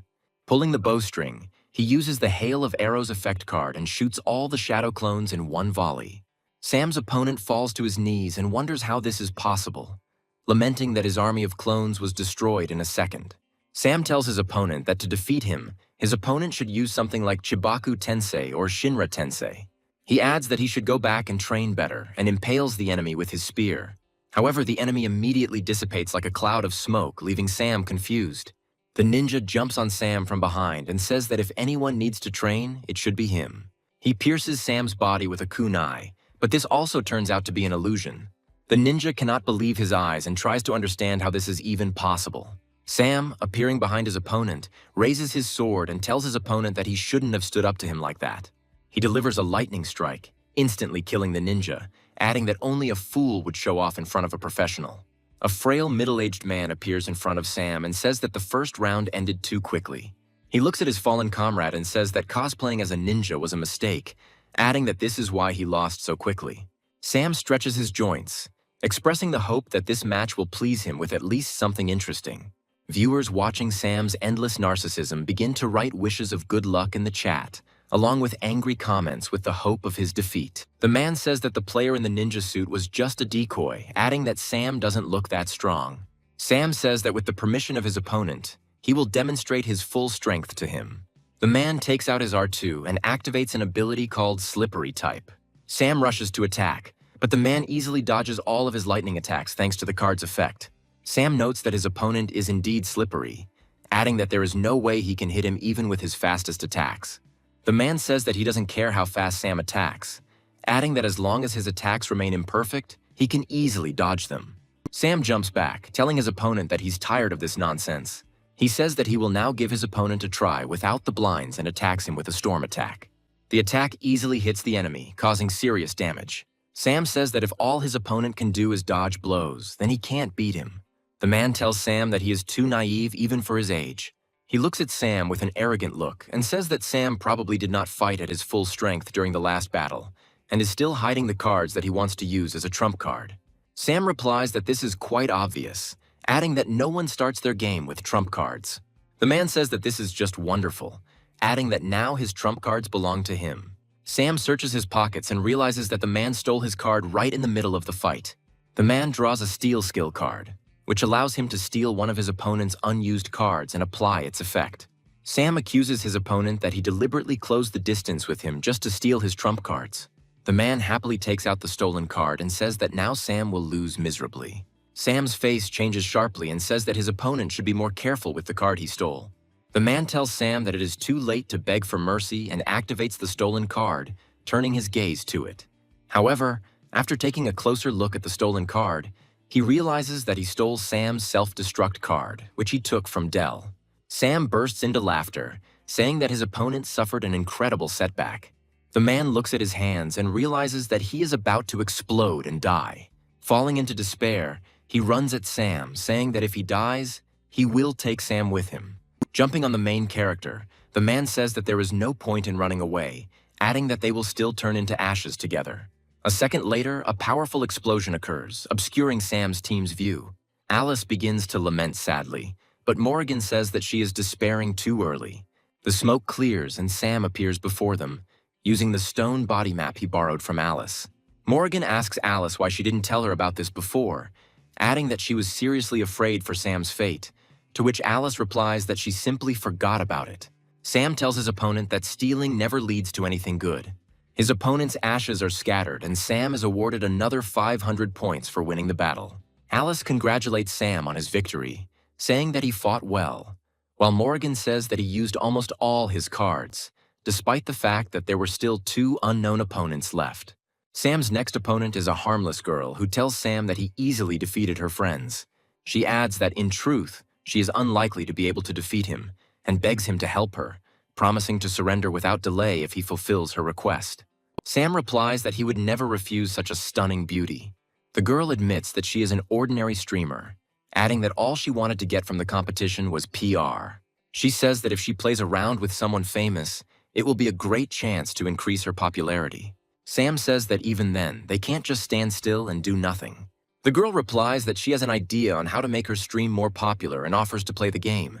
She adds that she wants to play rock, paper, scissors with Sam and asks him if he is comfortable with such options. Sam says that despite the fact that this is the first time in his life he has seen such a beautiful girl and has no idea what she's going to do, he will never refuse such a request. Morrigan is indignant at Sam's behavior and calls him an idiot, asking him to quickly finish off the girl so as not to delay the test. However, Lee Han puts his hand on Morrigan's shoulder and asks her to take her time, adding that he is interested in seeing how events develop. Meanwhile, Sam and his opponent begin the first round of their game, in which the main character easily wins. Sam happily says that he won, demanding that the girl take off her jacket. The streamer slowly undresses, telling Sam not to put so much pressure on her. Sam raises his head and shouts that he is providing a special service to all of today's viewers. After 5 minutes of continuous play, Sam asks his opponent if she wants to continue playing, adding that they might simply be banned. The streamer tells him that she doesn't mind stopping it, adding that he turned out to be unexpectedly bad at such games. Sam looks at how the streamer left him in his underwear, losing only once, and realizes that such games really are not his strong point. Sam says that since this carnival is over, they can fight, to which the streamer replies that the battle has already begun and asks him to look at his feet. Having come to his senses, Sam realizes that he is standing in a pile of quicksand, which does not allow him to get out. The streamer says that her card can create quicksand from which it is impossible to escape. She adds that this trap only takes a while to activate, which is why she decided to play this game with him. Sam realizes that the sands are beginning to suck him deeper and deeper, and soon he will lose the ability to move. The streamer screams that all his efforts are useless, adding that the faster he moves, the more he will be sucked in. Alice begins to get upset again, begging Sam not to lose and to go with her to the next round. But Morrigan continues to remain strong, saying that this idiot does not give up so easily. The streamer says that for the first number in points, Sam shows himself too weak. With the last of his strength, Sam pulls the map out of the sand, summoning a scout drone. A flying drone immediately appears from the ceiling of the arena and descends towards Sam's location. Sam manages to grab the drone's legs with his hand and commands it to take off. The drone easily pulls Sam out of the sand, lifting him higher and higher above the sand. Sam summons his sword and says that the streamer's trap did not impress him at all. With these words, he falls down like a stone, cutting his rival with one blow of a sharp sword. The system again rewards Sam for defeating his opponent, adding 500 points to his account. Morrigan again calls Sam an idiot, saying that he always takes risks where he could have taken the simpler route. Sam gets dressed and mentally notes that he has no cards left that are not on cooldown, which means he will have to somehow get out. Turning around, he notices that his last opponent is Dorothy, who is already well known to him. Sam is surprised that she is the final opponent, to which the girl asks him if he was expecting someone else. Sam begins to show off, saying that he expected his last opponent to be someone who had not lost to him in the past. Dorothy tells Sam that she is well aware of all the previous rounds that left Sam with no cards. She creates a fireball and says that this time she will avenge her friend Dell. Sam jumps to the side in an attempt to dodge Dorothy's fiery attacks. He summons his bow and takes aim, mentally remembering that his opponent's body is far from being so strong, and only one hit will be enough for him. However, Sam immediately realizes that Dorothy has used her invisibility card and is nowhere to be seen. Sam says that this was to be expected, trying to understand where he should now look for his rival. Dorothy watches the protagonist, mentally telling herself that as long as she is invisible, Sam will not be able to do anything to her. Taking advantage of the opportunity, she again rains down a swarm of meteors on Sam, but thanks to her reflexes, he manages to dodge the deadly attack. Alice says it's not fair since Dorothy is still using cards that give her invisibility. After some time, Sam says that he has found his rival. Taking out his bow, he begins to aim in Dorothy's direction, casting a hail of arrows. Dorothy realizes that Sam is bluffing because he can't see her. However, Sam raises his arrow upward, ending the skill's activation. Dorothy looks up and mentally wonders what kind of strange things Sam is up to. The arrows fired by Sam upward after a while rush down, covering a large area. A hail of arrows falls to the ground, landing all over the arena, embedding itself in the sand. Sam turns around, trying to find Dorothy's body, but realizes that something has gone wrong. A huge fiery hurricane rises in front of his face, moving towards him at high speed. Before he can dodge, Sam suffers serious damage and flies several meters back. Morrigan loses her cool and calls out Sam's name in concern, hoping he's okay. Morrigan that this fire was too strong, so Sam is unlikely to survive, and Alice cannot restrain herself at all, starting to cry. Dorothy says that he almost hit her with his attack, but he was simply unlucky and she remained unharmed. However, noticing that Sam was still moving, she looked at him in surprise, not understanding how this was possible. Sam praises Dorothy for her efforts, saying that he would definitely not survive another attack like this. He then points his bow at Dorothy and says that he can see her now. Dorothy mentally tells herself that this is impossible, since she must remain invisible. Realizing that Sam is aiming at her for a reason, she decides to change position, running across the sand to the side. Sam gets up and strings his bow, saying that it's all over now. Letting go of the bowstring, he hits Dorothy squarely in the chest, killing her on the spot. He approaches the defeated girl and tells her that in the end, she lost. Dorothy asks Sam how he was able to see her despite being invisible. Sam says that it was all just a bluff, explaining that he hasn't seen her all this time. He adds that he was only able to see her when she began to move across the sand and he noticed her tracks. Dorothy says that this is sand from the last fight and asks Sam if he thought of this from the very beginning. Sam calmly replies that it was all just a ridiculous accident. Dorothy is surprised by this coincidence of circumstances, realizing the stupidity of the situation.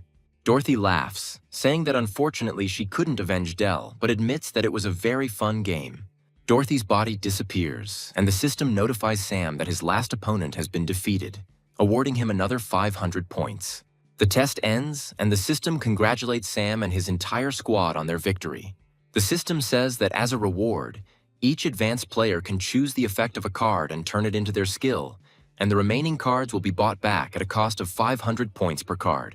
Astrid watches the system notification, which states that Sam will receive an additional title and several rewards for coping against 4 players alone. Stan, who also saw this notice, sincerely laughs and says that Brother Sam now owes them all dinner. Sam mentally rejoices that this achievement has not changed at all, adding that the reward was worth all the costs. Lee Han tells Sam that he now sees right through him and his plans. Sam says that Lee Han is too strong for him to just defeat him, after which he invites him to join the squad on a permanent basis. Lee Han says that Sam is indeed a very interesting guy and promises to think about it. 3 days after the recording of the second round is repeated, the presenter says that the third round will begin very soon.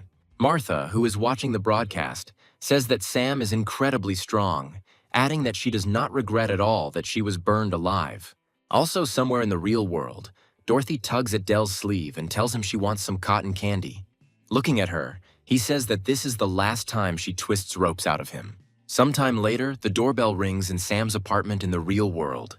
He opens the door and sees all the members of his team come to visit him, joyfully greeting him. After some time, Sam and Stan decide to fight in a fighting game, and Stan easily defeats the main character. Alice looks into the kitchen and asks Astrid and Morrigan what they are cooking, offering her help. Morrigan replies that if Alice just sits quietly on the sofa, she will already be doing them an invaluable service.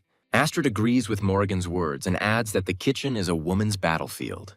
Alice says that she's also a girl, but decides not to argue with them. Astrid mentally reflects that she could not believe that Sam could meet such a well-mannered girl as Morrigan. Morrigan, meanwhile, is also secretly watching Astrid and mentally wondering who she might be. After a while, the girls start cooking and set a luxurious table. Astrid and Morrigan exchange compliments about the quality of the food. Alice tells Stan that she feels a certain competitive spirit, to which he tells her that she should talk less and eat more. Sam says that they gathered here not only for the sake of delicious food and offers to talk about the next round. Morrigan says she heard from Astrid that Sam can predict what will happen in the next rounds. Sam mentally notes that one of the downsides of being reborn is that he can't just tell them the truth, so he has to make up excuses. Sam says that he simply analyzes what is happening and understands the logic of the level creator, adding that after some practice, it becomes very easy. A few hours later, Sam finishes talking about the next round and tells the departing guests that it starts tomorrow night. Stan and Sam's other comrades say that then they will see each other tomorrow and says goodbye to him. Sam tells Stan that the girls don't mind if they all stay at his place overnight.